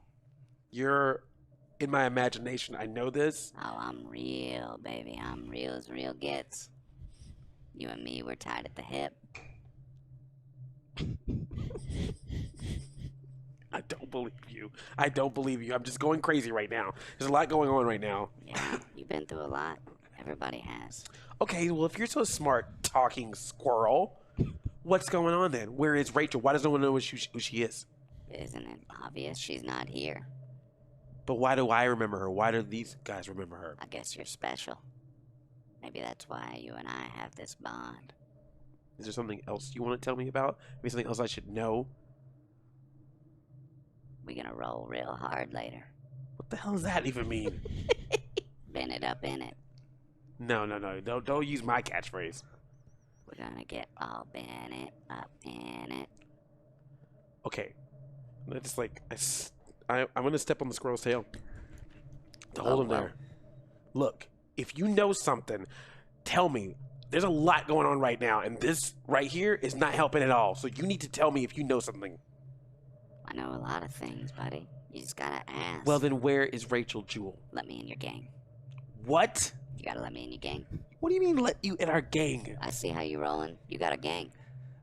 This is not a gang. I'm hanging out with a freaky kid, a coma boy, and a teacher right now. And I'm hanging out with my girlfriend's ex-boyfriend. This ain't no gang. Can you count those out for me? How many is that?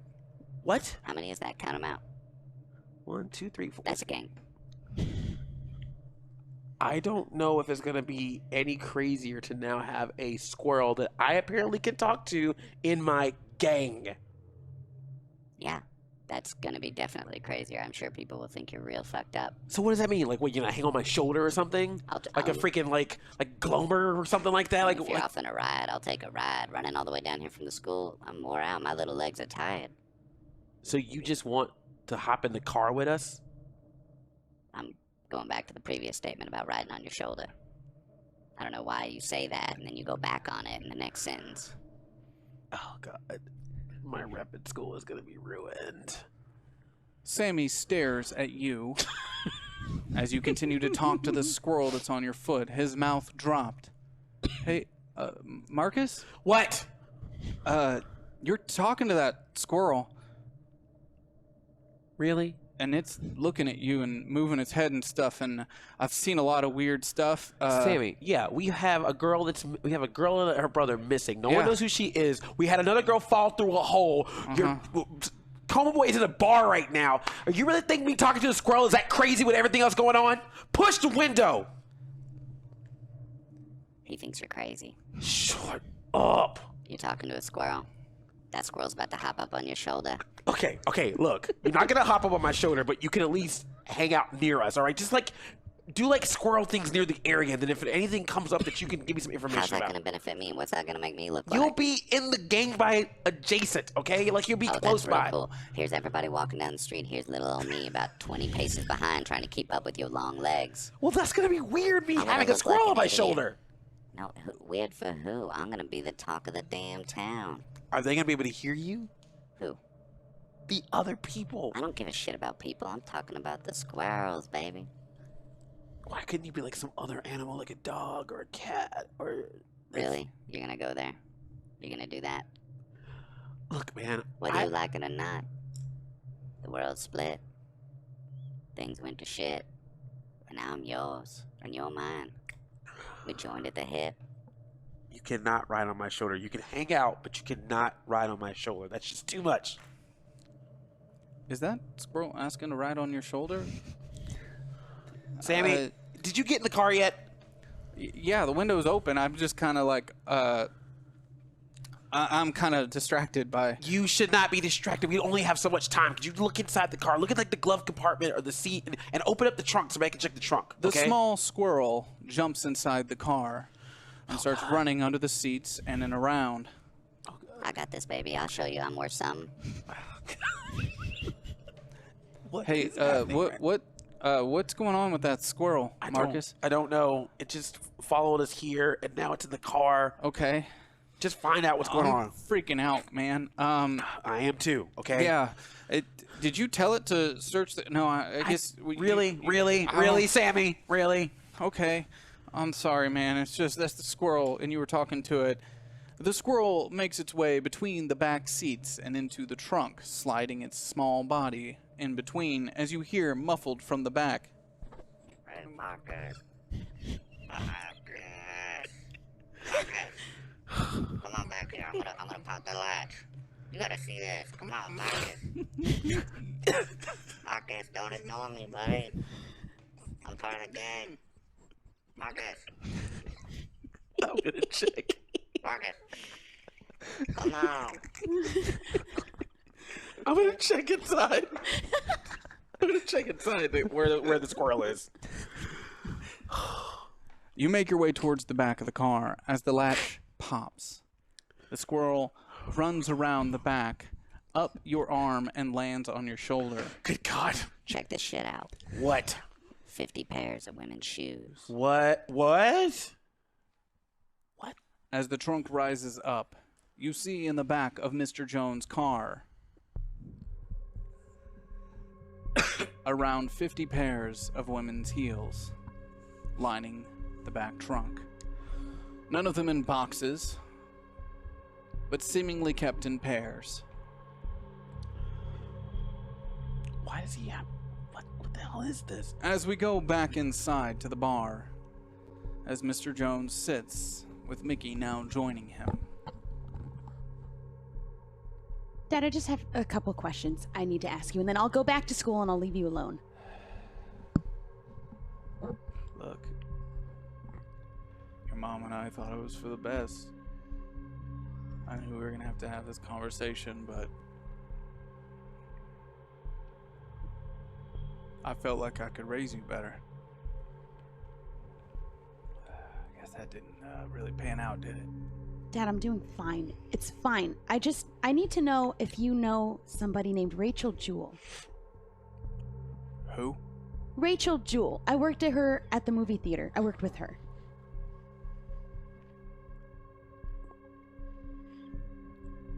Maybe No. if the name doesn't ring any bells, do you remember pulling up in your car on the side of the road to a girl and handing her a pair of gold heels?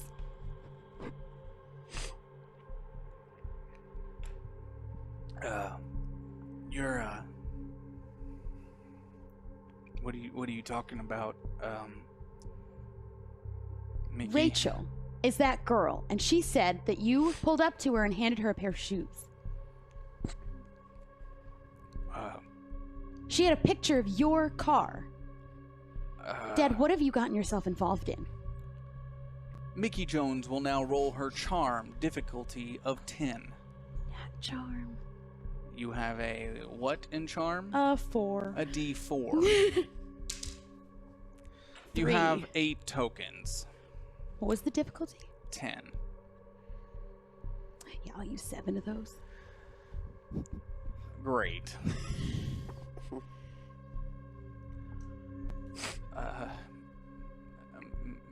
Mickey, this is gonna sound really weird. I don't know Rachel Jones.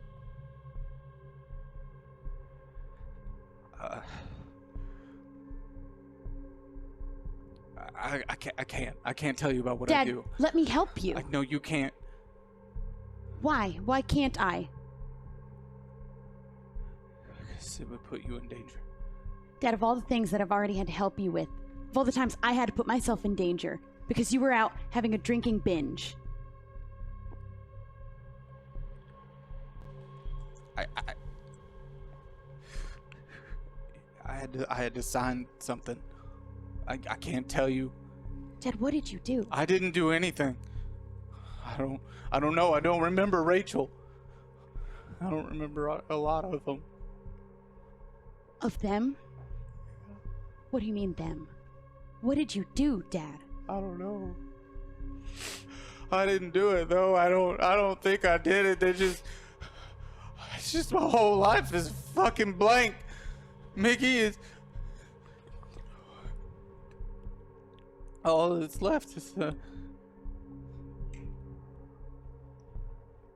don't know. I just remember waking up and not knowing why I'm there or what's going on, but all that's left. All that's left are their shoes. What do you mean their shoes? Are there other girls? I don't know. I don't remember. Dad, if you don't know, then you didn't do it. You couldn't have done it. Let me help you. I can't. You're in danger now. I'm not supposed to tell anybody anything.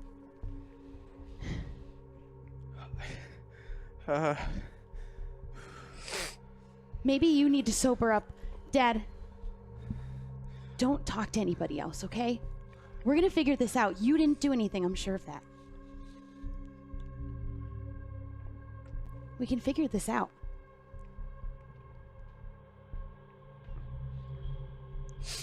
I don't remember. I just know that I'm doing that. They send me on a job. There's always a point, but I don't remember the point.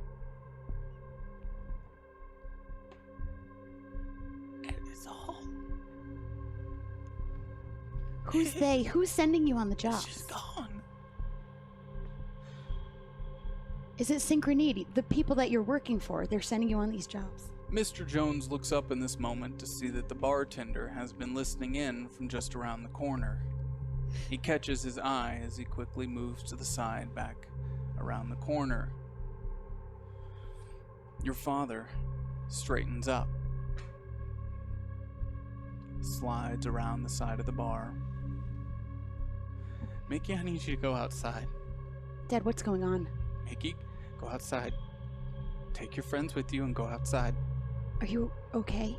Mickey, take your fucking friends outside now. Okay.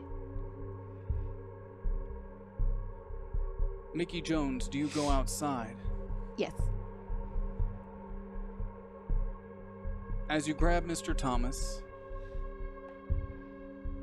and Billy Baker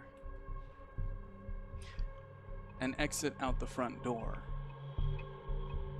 you look to the right where you see the trunk of your dad's car open. Marcus with the squirrel on his shoulder. Sammy standing next to him holding a pair of shoes. And that's when you hear a muffled gunshot from inside. We should go. What was that? We have to go back inside. No, we can't go in there. What was that? That was a gunshot. Sammy quickly closes the trunk. Yo, we gotta get the fuck out of here. We gotta get outta here. I have to go back in there. My dad is in there. Do you hear that gunshot? We could be in danger. That could be my dad in danger.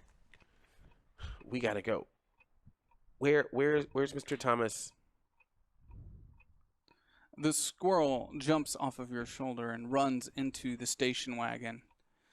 Mr. Thomas, you are standing directly outside, standing next to young Billy Baker and Mickey Jones. You too hear this shot from inside. It's dangerous in there. We gotta go. I want to go back in. We can't. You're gonna be in danger. Mickey Jones turns, opens the door, where she sees her father standing at the edge of the bar, holding a gun. The gun in his hand, surrounded by a white washcloth. As tears stream down his face, he looks up to see you in the doorway. Mickey, Dad, what did you do? You gotta go. What have you done? You gotta go. Dad, I can't You help. weren't here, you gotta go. Go. Okay. I run out. Mickey Jones turns and runs out the front of the bar. Is everyone okay? We have to go. Get inside now. Let's get. Okay. As you all jump inside the station wagon, you hear the sirens in the distance. What happened in there? I think that my dad shot the bartender. What? Why would he do that? I don't know. I don't think that he's controlling himself. I Your think dad's somebody else. a murderer, dude. You gotta get out of here. He's Go, not go. a murderer. Someone's controlling him. Whoa, wait. Did you hear that? Mickey Jones, please roll your brains for me. Difficulty of 12. Brains 8.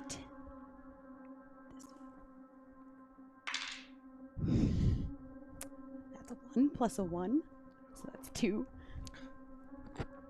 Okay. Interesting. Technically, you failed this roll. So in fact, you did hear the squirrel. Oh boy. Yo, wait, can she hear me? I guess she can. Do you hear him? Why is that squirrel talking? I don't know. Mr. Thomas, you are now in the driver's seat of the car. What do you do? We leave. If they see students with a teacher, the cops are gonna come. They're gonna be suspicious. We gotta get out of We here. have to. Let's go. Go. Mickey, as weird as it would be to have a whole conversation about you hearing that squirrel, there's something else that Sammy and I need to show you. What? Sammy? Show her. Sammy pulls up a pair of shoes. There was like a whole lot of these in the back of your dad's trunk. I want to take a photo. He told me that there were others. A lot. What did your dad do? Your dad's some sort of killer. I don't know. He said that he couldn't remember. I don't think that he's in control. I think someone's doing it to him. I think he got roped into this the same way that we have. Yeah, he sounded pretty scared. I believed him. My dad wouldn't do that. He's But- being controlled. It must be pretty serious if he then had to kill the bartender. We don't know that he's dead yet. Well, I'm sure that was the intent. Maybe the bartender's in on this too. Maybe he knows something, and your dad was worried and I don't know. travel back to him. I don't know. We have to go somewhere else. Well, Mickey, your dad is going to be in a lot of trouble. I know. Either by the cops or by whoever these people that he's working for when they find out that he knows more. And if they find out that you know anything. The sirens are getting closer. Yo, we plead the fifth. We don't know nothing. We don't tell anybody I thought you were anything. trying, Mr. Thomas, get us out of here! We drive off. As you make your way back towards the west side of town, you see the police lights move past as they rush in towards the bar, where your father's car still remains.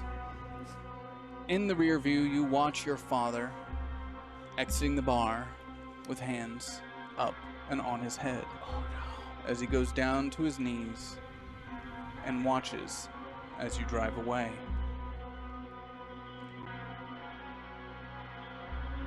We're in some serious shit, guys. Whoa, Como boy. Yeah. What, did your dad just kill somebody in there? I don't know. We have to figure out who's causing this. If there are Somebody's pulling the strings. if there are more pairs of shoes, are there more people like Rachel that we don't even remember? Could be possible. Maybe there's groups of people out there that remember the others. But something's for sure. Somebody is taking these people, doing something to them, and then after that, no one remembers. We have to figure this out before one of them is us.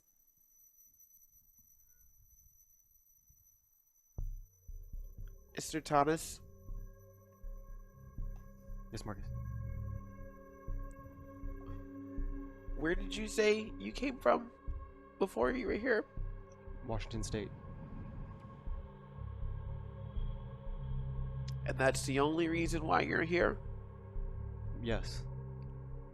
As you say this, you pull up to a stop sign as you make your way through Main Street back through the west part of town towards school.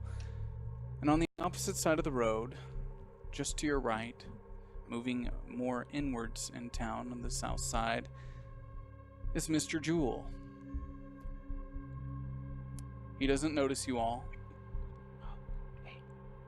He seems completely normal. It's Rachel's dad. As he crosses with his car in front of you and makes his way down into town. Is he heading towards or away from his office? Towards his office. Maybe we should go check out the alley behind It's the other Mr. Jewell's office. It's the other picture that we have. Oh. So, we don't think Mickey's dad killed her? I think someone's pulling the strings. I think someone's making him do these things. And I hate to say it, but right now, the cops are distracted, so if we're gonna do anything, we should do it now. I don't think she's dead. I think she was taken. Oh. I don't think Sky's dead either. Do you think Mickey's dad put all those bruises on her? Why don't we leave my dad out of this right now? We don't know the answers. So why don't we go figure out what we can? That's why we need to check this alleyway, because it may be more than Mickey's dad involved in all of this. This could be like some bigger thing. Like I was saying, like that special I saw. This could be like some whole underground thing, and Rachel was... Or could have above been. ground. I think that it's Synchroneity doing this. And if his memory's missing, that makes sense of why I can't remember a lot of things. Yeah. Does make sense that you, the other person in the 3 pictures we have, don't seem to remember anything, Mr. Thomas. Mr. Thomas takes a left, following Mr. Jewel down into town. As something catches his eye, Mr. Thomas, please roll your flight, difficulty of 8.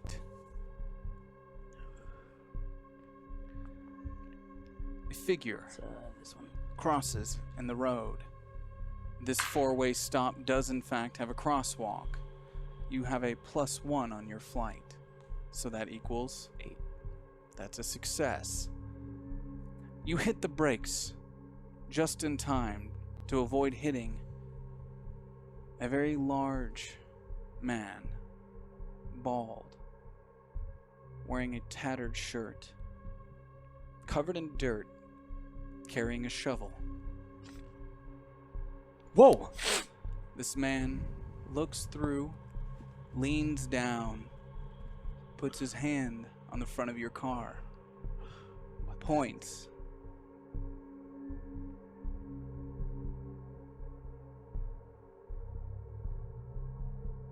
Looks through directly to you. As he then turns and continues across the crosswalk. Did you guys see that? Yeah. Who was that guy? Do I recognize him? What was That's that? the shoveler. The what? That's the shoveler, baby. Who's the shoveler? Are you talking to that squirrel again? You all missed it. Marcus talks to that squirrel. Yeah, he was doing that this morning. Yeah, but Mickey heard it too. Yeah, where did the squirrel come from? I don't know. It just seems to follow me around and just talks to me, and it talks in like some weird slang, and it's just odd, You guys both hear a squirrel. right? You Oh, with me, come right? on, boys, jealous. Yeah, what? You heard I this? can hear him. Okay, good. I thought you were gonna leave me high and dry there, Mickey. No, So that's you the- guys, That's the shoveler. you This isn't speak even the squirrel. weirdest It's fine. thing. You can tell him it's the shoveler. I don't care. It's the shoveler. The shoveler? See, now they know I got Where did you information. find The this squirrel told you from? it was the I'm shoveler. in the gang, baby. No, it's just We're a gang. look. Yeah, there's a lot. There's like more than 3 of us. What is the shoveler? What does he do? I mean, obviously he shovels, but what about him? He buries your shit What kind of shit? and he keeps it in the earth. Where? Well, why are you asking so many questions? Because you we seem need to have fi- all the answers. Yeah, you seem to know That's everything. all I know. That's the word on the street. Are they really Among the talking squirrels? crazy? Wow. I mean, among the woodland creatures. You give me shit right now? Would that shoveler have anything to do with Rachel or Sky? I mean, Sky went through the ground. Like, I think they're is actually he talking shoveling today, anything? Is he putting people in the ground? No, he's chill. and it's talking back. Chill. Yeah, he keeps to himself. He just shovels your shit, keeps it buried deep. Like secrets? Yo, man, it's up to you to interpret. I'm just spreading the word. Hold What up, is he guys. saying? When are you going to teach me how to teach squirrel? Look, Speak squirrel. it's just it's an experiment we're doing for. Look, just I don't have to explain it to you. Come on, boy. Look, just keep going. All right. Mr. Thomas continues following Mr. Jewel's car down the hill. and What was into he? town? What was he saying about the shovels? He said the guy was the shoveler and he buries our stuff. Yeah, What stuff? that's what I tried to figure out. But then he was all like, I don't know, baby. So you got to I really. don't sound like that at all. Take that back. You take that back right now. If we're gonna be in a gang, you can't mock me. He was like, it can be whatever you want it to be. So you got a really cool right. superpower where you can talk to squirrels, but I the wouldn't one call it squirrel a- you talk to is crazy. I wouldn't call Whoa, it a whoa, superpower. whoa. Come boy, call me crazy. Well, I'm surprised they're not calling me crazy right now. Yeah, that's I true. think we're all crazy right now. Can we go? Okay, let's just get to this driveway. The vehicle parks. Wanna Jacob talk to Jewell squirrels? parks in front of his office. He resides with a group of other lawyers in town. Mr. Thomas pulls the car around, making his way towards the back alleyway that lines up perfectly with the picture from before. This is the spot. All right. So what are we looking for? What does it mean? I guess we just need to check around. Maybe there's some thing left behind or some secret entrance or something. I don't know. Let's just see why would she take a picture of it? I want to get out of the car. Marcus Bennett exits the car in the alleyway.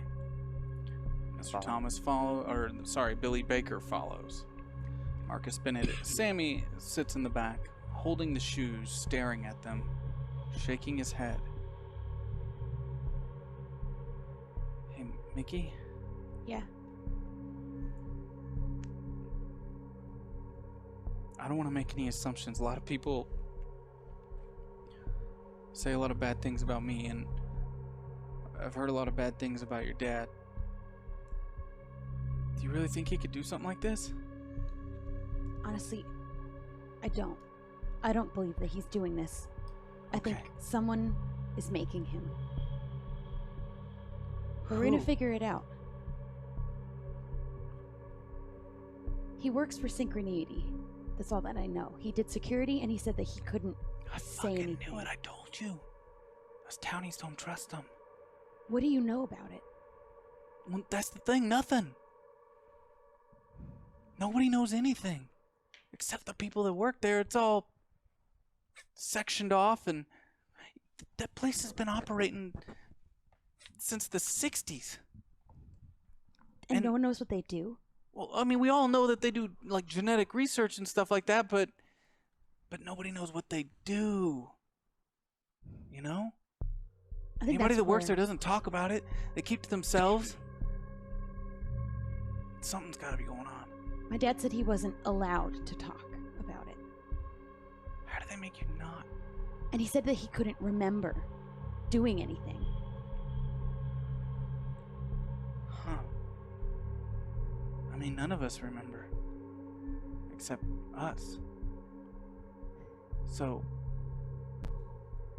if he did do something, he wouldn't know. He wouldn't remember. But he didn't have Rachel's shoes. Sky did. She found them at the bridge. But she got them from your dad. Man, I'm confused. I'm not... I have to ask Tibby later what it all means. Like, my dad's in enough trouble right now as it is, and I don't really want to think about what he's going to have to go through right now. Outside of the car, Mr. Thomas, Marcus Bennett, and Billy Baker make their way up to the door that enters the back of the prosecutor's building, squirrel in tow. Okay. Should we go in? Let's see if it's unlocked first. I want to check and see if it's open. The door is locked. It's locked. I would like to use my 2 tokens with the item that I have in my pocket. Conveniently, Mr. Thomas pulls a hair clip out of his pocket. Why? Well, that's a good question. But he has one. As Mr. Thomas goes to pick the lock of this door, Is he seriously trying to pick that lock right now? requiring a brains difficulty of 10.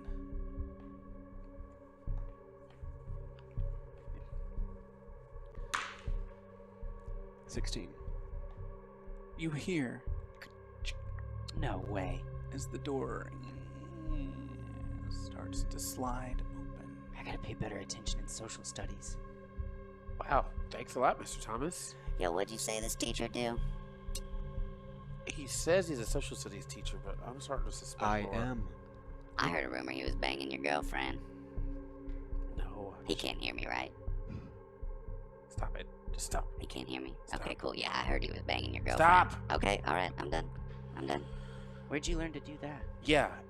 It seemed very convenient for you to just know how to do that so quickly. I learned in the Philippines. Oh. I should go to the Philippines. I don't believe that. I feel like that's just something you say if you're from the Philippines. I feel like that too, but I didn't want to call it out. All right. I'll call it out. Yo, fuck you. You're lying. All right. Let's just go inside. He Wait. can't hear me. This is actually good. I can insult him all I want. 1 sec. What? I want to run back to the car and drop off the walkie-talkie. Oh, right. The other one. He's got one. I've got the other one. Billy Baker runs back to the car. walkie-talkie in hand. Who does Billy Baker hand it to? Mickey, take this. Your walkie-talkie? Does this even work? Yeah, keep it on channel 1. Okay, When you're done talking, say over. got it. I'll get in there and I'll do a thing. I'll say walkie check, and that means if you hear it, then it's working, and you can say it back to me. I'm sure it's fine. Yeah, it's a good walkie-talkie. And then I run back. Billy Baker rejoins the group, leaving Mickey Jones and Sammy in the car with the walkie-talkie. Can I get that other walkie-talkie back? Yeah. Thanks. All right. Billy Baker does. Walkie check. Are you serious right now? Cool. Neither of them said over. Billy Baker stands at the open doorway. I'll go in first. Do I have any tokens? Billy Baker has 4 tokens. I'd like to use 2 tokens to be unassuming. Remind everyone what that means, I can Billy spend Baker. 2 tokens to not be seen. This is bullshit. Billy Baker ducks down and pushes the door open, revealing a small wash area in the back of the building. Another door just inside. He moves his way up towards it, and much to his luck, it's unlocked. Before he enters the threshold of this building, he turns back, smiles at Mr. Thomas and Marcus Bennett. As he slips inside and the door closes, you hear, as it closes, a click as it locks behind him. Billy Baker now stands in the back.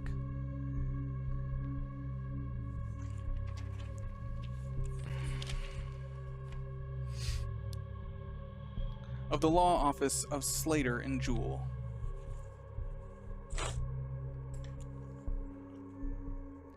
What does Billy Baker do? What do I see? You hear the sound of voices coming from the front of the building.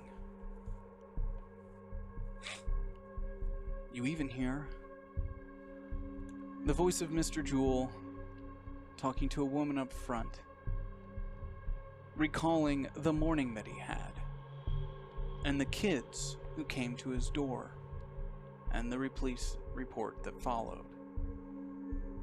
I want to sneak around to an office, if there are any. Billy Baker, staying hidden, makes a left and starts moving deeper into the building. He sees at the end of the hallway a sign on the door for Jacob Jewell. Going in. I'm going to need you to roll your brains, difficulty of 6. 4. You have 2 tokens. Yeah, I'll go ahead and use those tokens. Wonderful. You slowly open the door and close it quietly behind you.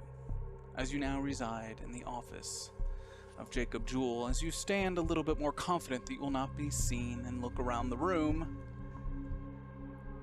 you notice nothing out of the ordinary. Picture of him and Miss Jewell on his desk. Certificate of law on the wall. Some fishing trip photos. As you move your way around the back of the desk, you do see one drawer in the top right that is locked. I'm gonna try it, see if It's locked. I'm gonna search around for a key. I imagine it would be nearby. Billy Baker will roll a brains difficulty of 12. That's a 6. Are you kidding? 10. Unfortunately, you don't find a key. As you continue searching, we check back outside momentarily with Marcus Bennett and Mr. Thomas as they wait awkwardly, waiting for some news from the young Billy Baker. Can't believe he just went inside there like that. Just unassuming. So, Should we check on him? well, I'm sure he can take care of himself. Hey, Mr. Thomas, since we're waiting, you said you had a girlfriend. You're not together anymore, right? We broke up 6 months ago. Cause he was boning your girlfriend and she found out. Why'd you break up?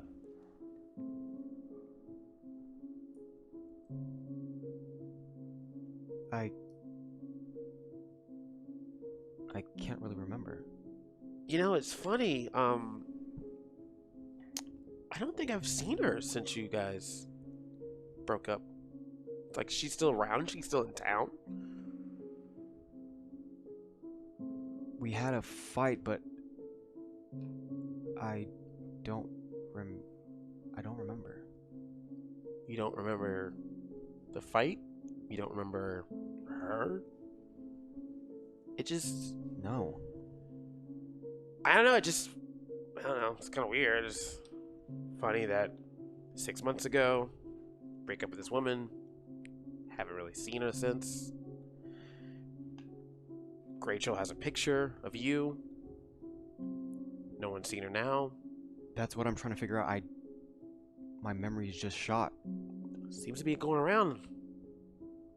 Look, Mr. Thomas, there's a lot of weird things happening here, and I don't know who to trust, and quite frankly, you're not looking pretty clean right now, if you know what I'm saying. You can trust me, that's why I gave you the photo. That is the evidence that I could have been involved, but I do not know Rachel. So I gave that to you as a word of my trust. But you do remember your girlfriend, but you don't know where she is? It's weird. I don't. Did she? I don't know. Last time you remember her?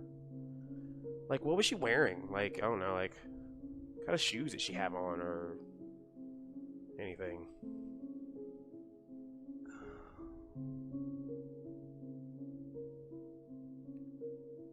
Wow, I really don't remember. As Mr. Thomas searches his memory, the two of them being terrible lookouts, we cut back to young Billy Baker, who hears the sound of the door handle beginning to turn. I'm gonna try to hide under the desk. Billy Baker jumps down under the desk, where from his vantage point he can see two shiny black shoes enter the room.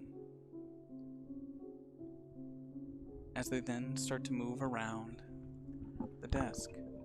Is it a desk I could crawl under? No.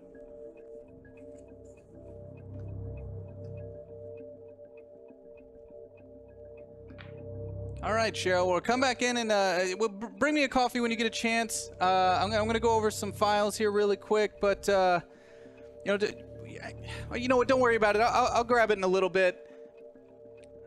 As the footsteps get closer, and you see them turn, rounding around the desk.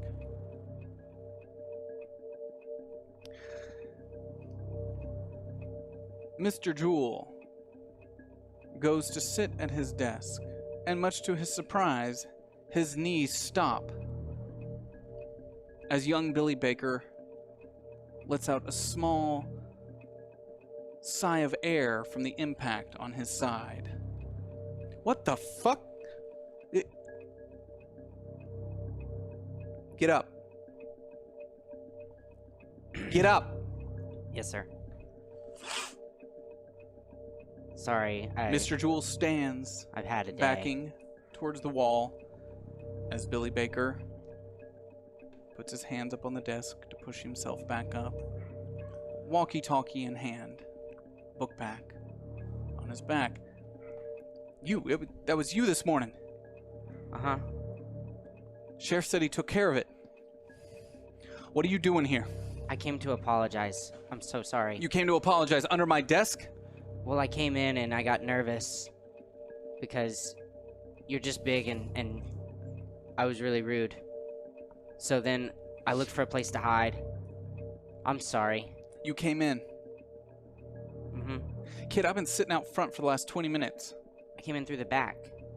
That door is locked. It wasn't. So, if I go check the security camera footage right now, I'm not going to see you breaking into my office. Go check. Jacob Jewell grabs Billy Baker by the hood of his jacket and starts to drag him down the hall towards the security room. Yeah, we're going to check.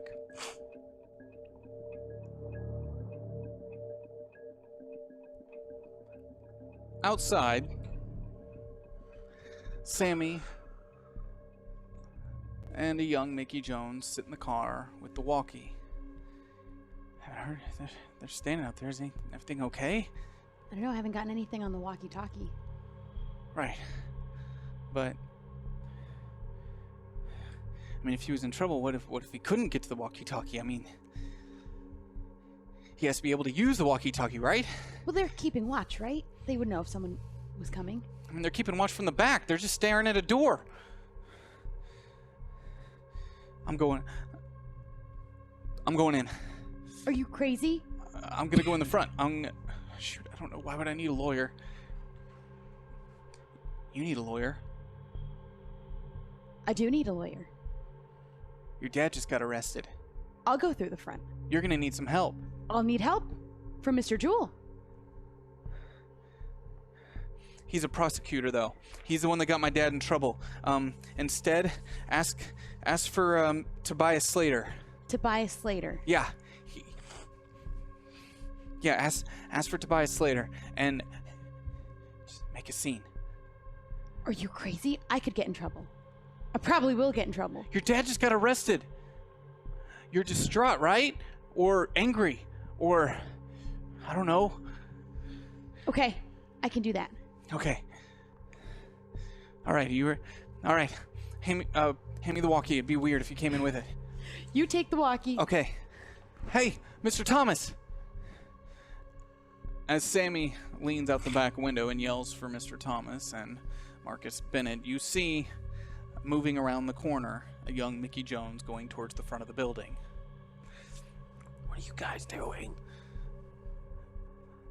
Jacob Jewell now has young Billy Baker by the hood of his coat in the security room as he starts to rewind the tape that's been playing on the CCTV camera system outside. Are my hands free? You can roll your flight. Difficulty of 7.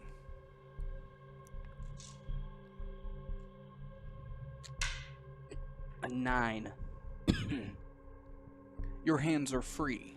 To do what exactly? I'm going to reach into my pocket where the walkie-talkie is and put my thumb on the button so that whoever's on the other end is hearing what's going on. Okay. Inside the car, Sammy hears shh as he starts to hear Mr. Jewell's voice. Mr. Thomas, big Marcus, come here. So we run over. Listen. As you hear on the other line. All right, Billy. We're gonna see what you and your friends have been up to, right? 2 people outside? Yeah, And who's that breaking into this building? they weren't breaking in. They were Am I in just the checking to building? see if... You hear this coming from the other end of the walkie as Mickey Jones enters the front of the building. Oh my god. Guys, we're in trouble. We gotta get out of here. How are we gonna get Billy out of there, though? And wait, did Mickey just go inside? Hello. Yes, can I help you? Yes, I need a lawyer. Okay, miss. Can I have your name, please? My name is Mickey Jones. I'm looking for Tobias Slater. Mr. Slater. And what's this referring to exactly? My dad was just wrongfully arrested, and I want someone to get justice. Wrongfully. You mean just now? We. Are you talking about what's happening right? Yes. He's being framed, and I need a lawyer to help him. Get me Tobias Slater. Mr. Slater, there is a young Miss Jones, yes, that one. That is out front demanding a lawyer. Okay. He is on his way, Miss Jones. Please, have a seat. Oh, I'll stand. I'll wait right here. If you could have a seat, that would be great. I'm more comfortable standing. I'm more comfortable if you said. I'm a little agitated. My dad was just arrested. I'm getting more agitated the longer you stand over my desk. Why do I just stand over here? Great. Please make that quick, Mr. Slater. That would be wonderful. Yeah. All right, Billy. What's going on?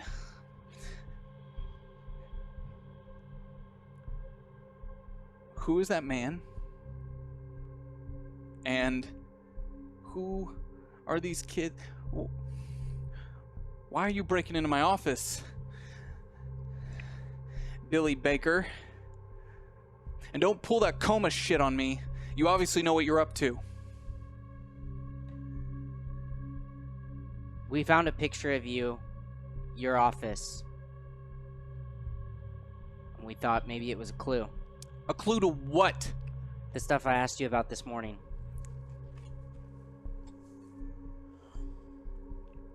You got a lot of fucking nerve, kid. Do you want to do something about it? Are you going to hit me?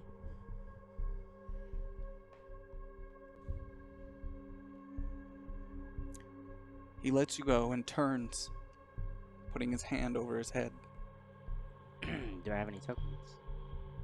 Do you have any tokens? You have 0 tokens, Billy Baker. Darn.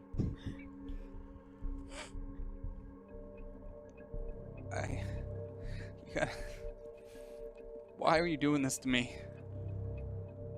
Huh? What is fun about this for you kids? Why are you doing this to me? There's nothing fun about it, sir. No, there is not anything fun about it. After what I've been through? I don't know what you've been through. You don't know what I've been through. I'm not from around here. But our friend is missing.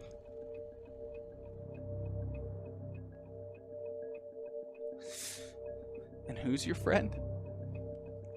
Her name's Rachel. Rachel what? Jewel. As he punches a hole through the wall directly to your right. As he stands with his back to you, breathing heavily. You will not say her name again. So you know who I'm talking about? How do you know who you're talking about? I saw her get taken. No, you did not. No, you did not.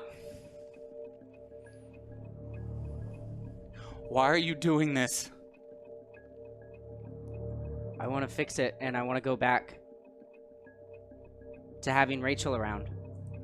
You don't know. You don't know my daughter, and you never did. So you take those words out of your mouth and you put them back wherever you found them. You understand?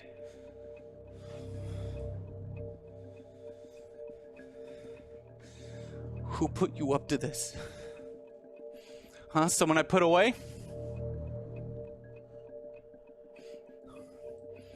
Who was it? The scary one. Huh? The scary one. The scary one? As he says this, a Mr. Tobias Slater walks down the hall. Hey, whoa. What the fuck's going on in here? Jacob, are you... He can see that Jacob is very agitated. He now sees the hole in the wall and the scared boy in the room. Hey, Jacob, there's a girl here looking for me. I'm pretty sure it's the one the sheriff said was talking to the deputy about your daughter earlier. She's with me. That's who did this, isn't it? Jones? No. That piece of shit? No, You know how many times I've put his ass behind bars? it wasn't him. That drunk? No. Want to go looking through a newspaper? Huh? Find something he thought could rile me up? No, it wasn't him. Hey, Jacob, you might want to calm down, man. It's a coma kid, man. Maybe some older kids put him up to this. No, this kid knows what he's doing. He knows a lot. Seeing that Slater is somewhat on my side, I want to try to wet my pants. You're going to... Billy Baker is going to try to wet his pants. Worked once before.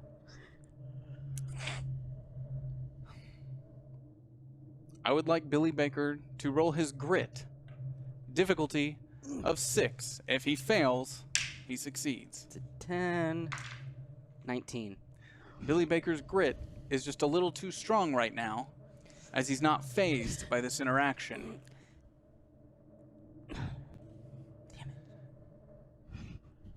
Jacob Jewell turns and kneels down in front of Billy Baker.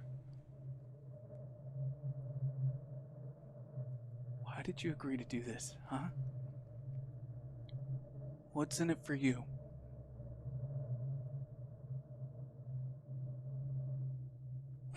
I don't know.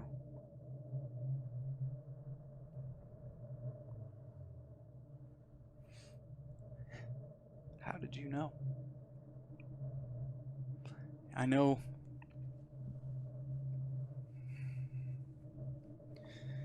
How did he know? How did fucking Jones know?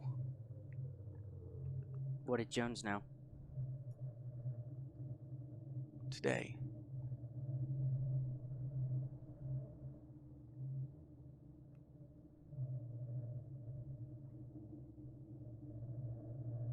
March 5th?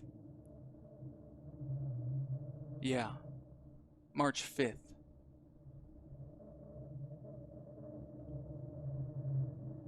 He could find easily when they died. How did he know when I got out of the hospital?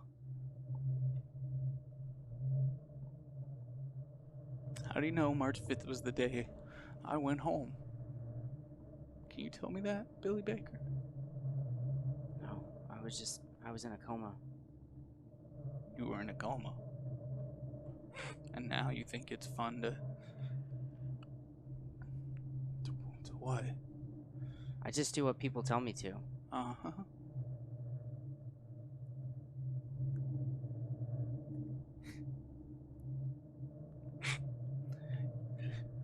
You think this is fun, bringing all this up? No. I lost my kids. My wife. When? 11 years ago, kid. A long time ago. And then you come in here, you come to my house. My house?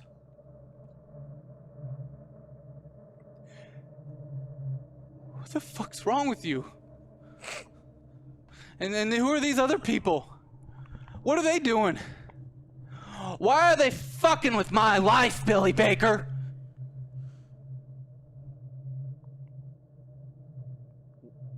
We just want to help.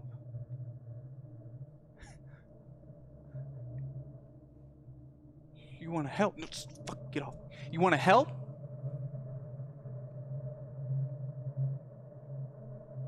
Help what? You wouldn't understand.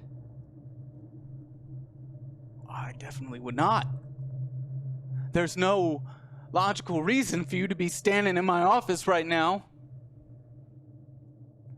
bringing back the hurt, the memories that I've spent years trying to forget.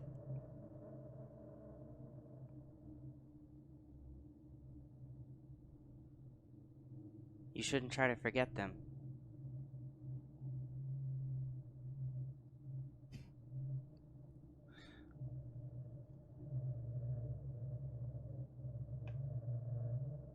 They're your family. Forgetting things isn't fun.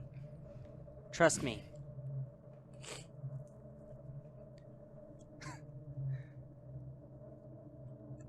I know you've been through a lot.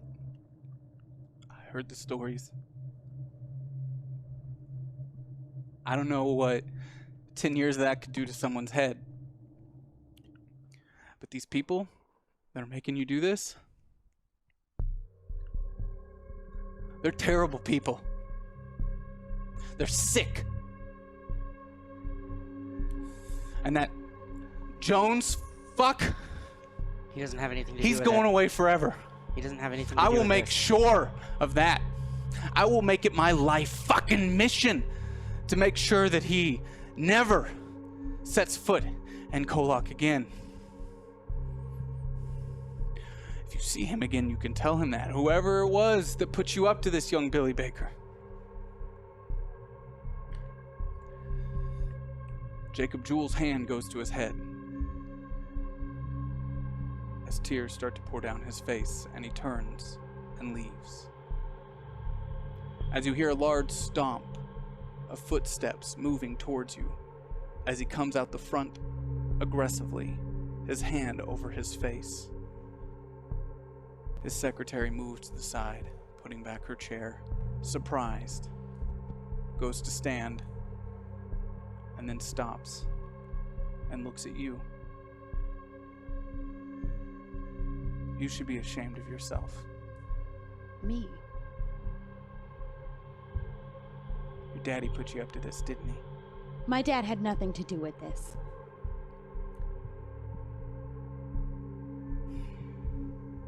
Guess the apple doesn't fall far from the tree then, does it? You guys are never gonna listen anyway. Billy Baker, you are now standing in the security room on your own. Roll brains for me, difficulty of 7. It's a 1. Billy has 3 tokens. Mickey, you also have 3 tokens. I will give those to Billy. You have to do so narratively. So, how in this moment can you benefit Billy Baker?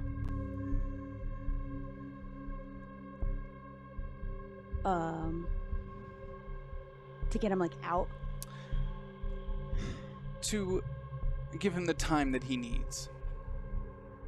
Well, then I'll just have to make a scene. Please, continue. You guys would never help people like us anyway. What do you You've mean, always people looked like you? down on everyone who lives in that building with me. You've looked down on me and my dad ever since we moved to this town because we didn't have any money and you didn't know who we were and you thought we were trash. You came to that man today and bring up memories like that? For what, a good laugh? You kids are terrible. Billy Baker, you see on the security desk some keys. Great. I'll take them. And do what? I want to run out the back. To the office or to the back door? I'm headed to the office. Okay. You make your way into the office where you quickly run around in the back of the desk and start moving the keys. Now, as this is happening, Tobias Slater is standing at the end of the hall looking forward, watching your friend Mickey Jones as you hear Mickey from the front of the building becoming louder. Now, you start moving through the keys as quickly as you can, and then one turns, revealing a folder inside. Yeah. He lost his family. It's taken years for him to overcome that, and you kids, It's just terrible. You know what? Regardless of what I did this morning, maybe I'm just a terrible kid. My dad had nothing to do with it. You know what? Get out. Get out. I will call the police, and it won't be just your father going to jail tonight, young man. I'm not going anywhere. You can't make me leave. I'm not doing anything wrong by being here. Tobias Slater walks into the front of the room. Oh, whoa, hey. Now, I'm sure young Miss Jones didn't mean anything by this, right? No, I'm here to meet with the lawyer, so I have every right to stand here. I am Mr. Slater. Nice to meet you. Would you like to tell me what you need from me? Yeah, I'd like to talk about it right here and right now. I'm all ears. My dad is being framed. Okay. For what exactly? You know what? No, I don't. He wasn't just arrested. Well, I don't work for the police. I'm a lawyer.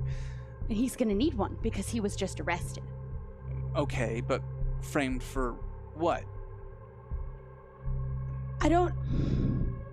Whatever's going on here in this town, whatever happened at the bar, the gunshot, none of it was my dad's fault, and everyone's trying to pin it on him. And no one's listening to us. No. I'm listening. Before you say anything else, we need to get you some paperwork. For what? Because you are releasing incriminating evidence right now, and we need to be on a client-attorney privilege right now before you say anything else. You have to understand, I don't work for you right now. And if I'm asked anything, I will have to tell them. I don't know, miss, why you know about supposed gunshots, and it appears that you have witnessed a crime, and I will represent you, but we need to get you on paper immediately. Well, it looks like we have to then. Okay, I'll draw up some paperwork for young Miss Jones. Billy Baker has now made his way out the side of the building, where a Marcus Bennett, Brian Thomas, and Sammy see Billy exit the side door. Over. Did you guys catch all that? Yeah. What is going on? We gotta get the hell out of here. I don't know. It seems like maybe we're in the wrong time, or... You see that Billy Baker is carrying a folder with him. What's that? What's that you got there? I don't know. I found it in a locked drawer. Did you look through it? Not yet. KOllOK City Council. Dear Jacob Jewell, we received a request to move forward with Synchroneity, and unfortunately this is not something we can abide by in good faith. As a valued council member, you understand the complexity of what you are asking from us, and I'm sure you know wholeheartedly we do not make our decision lightly. You have been through a lot, Jacob. You are in our prayers, and have been for months. With the town behind you, we believe you can make a full emotional recovery. Anna's methods fly in the face of everything we believe in. We do not know yet to this day the consequences of her actions, and we fear requests just like this are meant to break apart our resolve as a group. She is using you, Jacob. She wants us at each other's throats. If you go through with this, we will ask that you resign your council membership effective immediately. You will no longer be able to benefit from all that the council has to offer. We hope that you make the right choice, Jacob. Sincerely, Rudy Evelyn. Billy Baker also notices the date on the top. April 4th, 1980. 11 years ago. The month would have been a month after his daughter died. This is new information to Marcus Bennett and Mr. Thomas. There's a picture. Does it look like Rachel? Hard to say. Two young children. And a newspaper cut out. I would ask that Billy Baker holds these evidence items in a way that can help the people the fellow passengers who may be just as interested in the evidence. Crash leaves one survivor. You can read that if you would like. Just please remain doing so out loud. The sole survivor of horrific KOllOK car crash is Jacob Jewell, whose wife and 2 children all died in the Thursday accident. Jewell was admitted to hospital with serious injuries and is currently in stable condition and alert. Dead on the scene were Jacob's wife, 29-year-old Ming Jewell, and their daughter Rachel Jewell, 6, and their son Lenny, who was 1.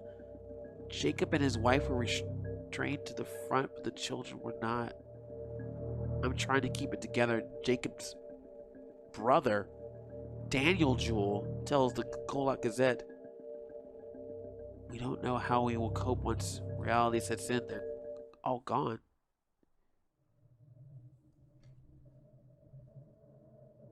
Rachel and Lenny died 11 years ago.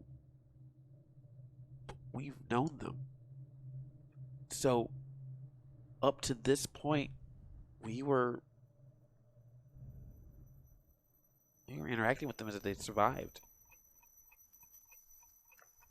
We have a phone number for Synchroneity or KOllOK City Council, one of the two on this letter. And Rudy Evelyn. Is there anything else in there? A zipper.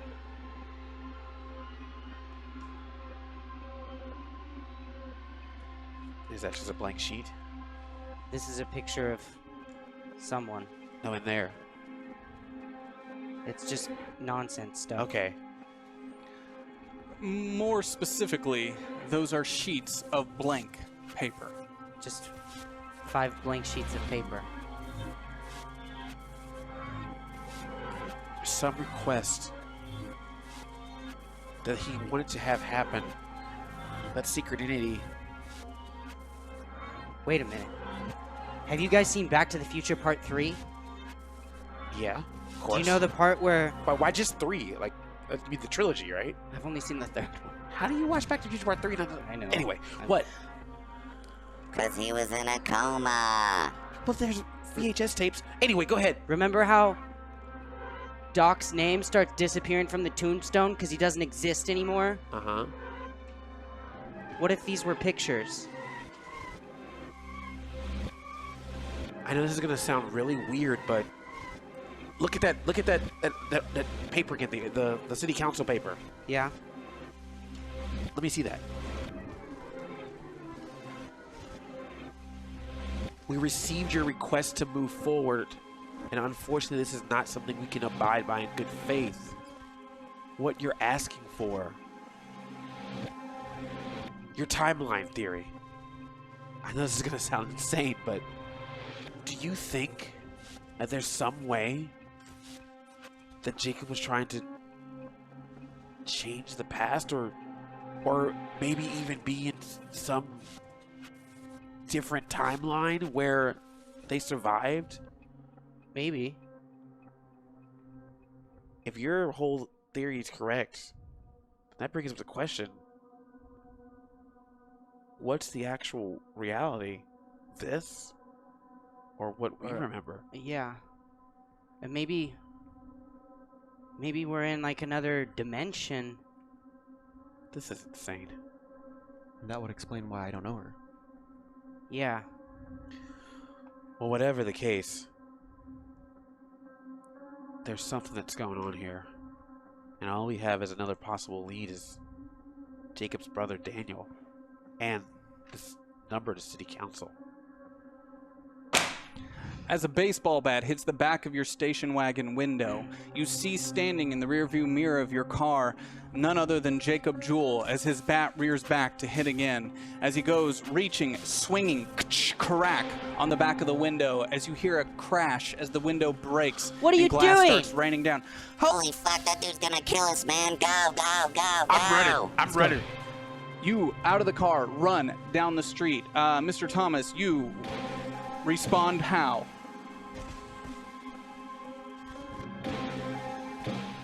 I run after him. I'm going. You exit your car and begin running after Marcus Bennett. Young Billy Baker, you what? I want to run to the front of the law office and try to yell for Mickey. You run sliding around the side of the car, moving past as Jacob Jewell takes his bat, making direct eyes at you. He sees you're carrying a folder that he then recognizes as his face begins to tremble and he starts moving directly towards you. What the fuck? What the fuck are you doing? What the fuck are you doing with that folder? I'm gonna save Rachel. As you turn, rounding the corner, you see standing inside Mickey Jones signing a piece of paper. As another larger individual, Mr. Tobias Slater, stands behind her, looking out at the window, seeing you. I want to, like, just open the door enough to yell, Mickey, we gotta go. Mickey does what? I run out towards Billy. Dropping the pen, you turn, looking directly at Slater. What are you doing? Where are you going? I have to go with my friends. As you turn, you see, as you exit this front door to your right, Jewel turning the corner with the bat, his face red, tears streaming down as he screams out at you, and the two of you run. And that is where we will end tonight's episode of KOllOK 1991. I'm sweating. Same. Oh. Thank you all so much for watching. Hope you enjoyed the show. This whole thing is an experiment in live play. Please subscribe and or join our Discord to roleplay. Look at it. This is the town census. So cool. A lot of names that come up are like Tobias Slater, an attorney at a local law firm. These are all chat room members that have joined our Discord and joined the small town of KOllOK 1991. We have, there's 100 people on this list and the town keeps growing. You are helping me build this world as we go. This entire thing is improvisational. We're bringing things up as they happen while it's happening, and it's all a giant experiment. So thank you all so much for being a part of it. Thank you, Brennan, for joining us tonight as our special guest, Mr. Thomas. Hopefully Mr. Thomas makes it out of this alive. You've now been seen by the local lawyer. But seriously, thank you all so much. These shows survive completely by your support and your word of mouth. We are a small indie company that run this out of this is our garage. So if you like it, we're really trying to push the format forward and do as much as we can to make really fun and engaging tabletop content. So if you enjoy, please do think about subscribing. It means the world to us. Follow us on Twitter, all that wonderful stuff. If you missed part of the episode, it's available to subscribers immediately after or up on YouTube a week later. Thank you, players, passengers. You Oh, for all sure, killed man. it. Bravo. Really fun Oh, this hell yeah. episode. Yeah, did. Well, yeah. We'll go to something here. We're gonna end on a little bit more Great. Oh my god. optimistic. Oh, my blood pressure is so, So high much right now. danger. Yes, there was a lot of danger tonight. Thank you all for going on that ride with me and pushing it in the direction that you did. Yeah. This was your first time playing a role-playing game, correct? Yeah. You did Yeah. great. It was an Thank you adventure. for joining us. Oh yeah. You won. You won the game. I won. Oh yeah, that's right. The chat's reminding me. Tomorrow at 3 p.m. I go live here on the channel to, and it's called This Will Be Deleted because I will delete it afterwards. But at 3 p.m. I will run through some of the tech that we used tonight and how we pull off some of the stuff. Every week we're going to try to experiment with some new tech and things like that, and then we'll talk about the show and go over the Discord room and things like that. But it will be deleted afterwards. But why don't you all go around the table, tell everybody a little bit about yourself, where they can find you, and why you all are awesome. Starting down there. I'm Andre. You can find me on YouTube and Twitch, Black Nerd Comedy, at Black Nerd on Twitter and Instagram, and also, of course, here doing this. And yeah, and this is fun. Yeah, I got sweat in there at the end too. Yeah, there's a lot. Yeah, we were in some dangers. I feel it. So it's gonna be interesting to see where this leads after this with all this knowledge. Don't forget about your buddy. Oh, I will never forget. I love it. I'll never forget. Does he have a name? Okay, have you given him a name? you gotta give him a name. I can't okay. wait for you to see it. Naeem showed me, he's been doing some fan art Yeah. of the squirrel. Oh gosh. Yeah. Billy is incredibly jealous to know that you two can talk to squirrels. He's like Best really friends with upset a about it. Oh, I just love. Yeah, I love that. I don't know if that was just an accident when you were just like when you responded to him. I was like, oh, you're in the squirrel. I wasn't even thinking. You're in the squirrel circle. I am Shelby, also known as Shubble on YouTube, Twitter, Instagram. You can also find me on Facebook, Disney XD, and here. Hello, I'm Lucas. You can follow me on Twitter at LucasUsbank, and you can follow me on Instagram, LucasUbank. And also, I work here every single day. I'm actually the executive producer here at HyperRPG. Zach and I are brothers. That's apparently new info to a lot of people. Oh, no way. Yeah, and that's it. Yeah, check us out, HyperRPG, every day. Hi, I am Brandon Nguyen, and people call me B for short, so my Instagram and Twitter handle is A-It's-B. Got it. Got it? Nice. And I'm an actor you can see me on For the People this month. Sweet. Oh, cool. Nice. Well, I am Zach Eubank. I am the GM and driver of this show and the CCO of HyperRPG. And you can find me here every day of the week or on Twitter at hyper_RPG. Please, if you enjoy the show, remember to tweet and or use Instagram with hashtag KOllOK1991. Like I said, as an independent show that has no sponsors and we have no over ownership whatsoever, your word of mouth and support is the only thing that keeps this show alive. So if you liked it, take a couple moments to tell everyone online about it, and it means so much to us. We work really hard to do this show. And special shout out to the mods and the community. You are all our passengers on this show, and so much of this is generated by you all. One more special shout out to Monica Magana for the art. She even put this together at the last minute for our special guest. So cool. And Alex Sneed, who does the music for the show. I consider them collaborators. We work together to make this show as awesome as it is.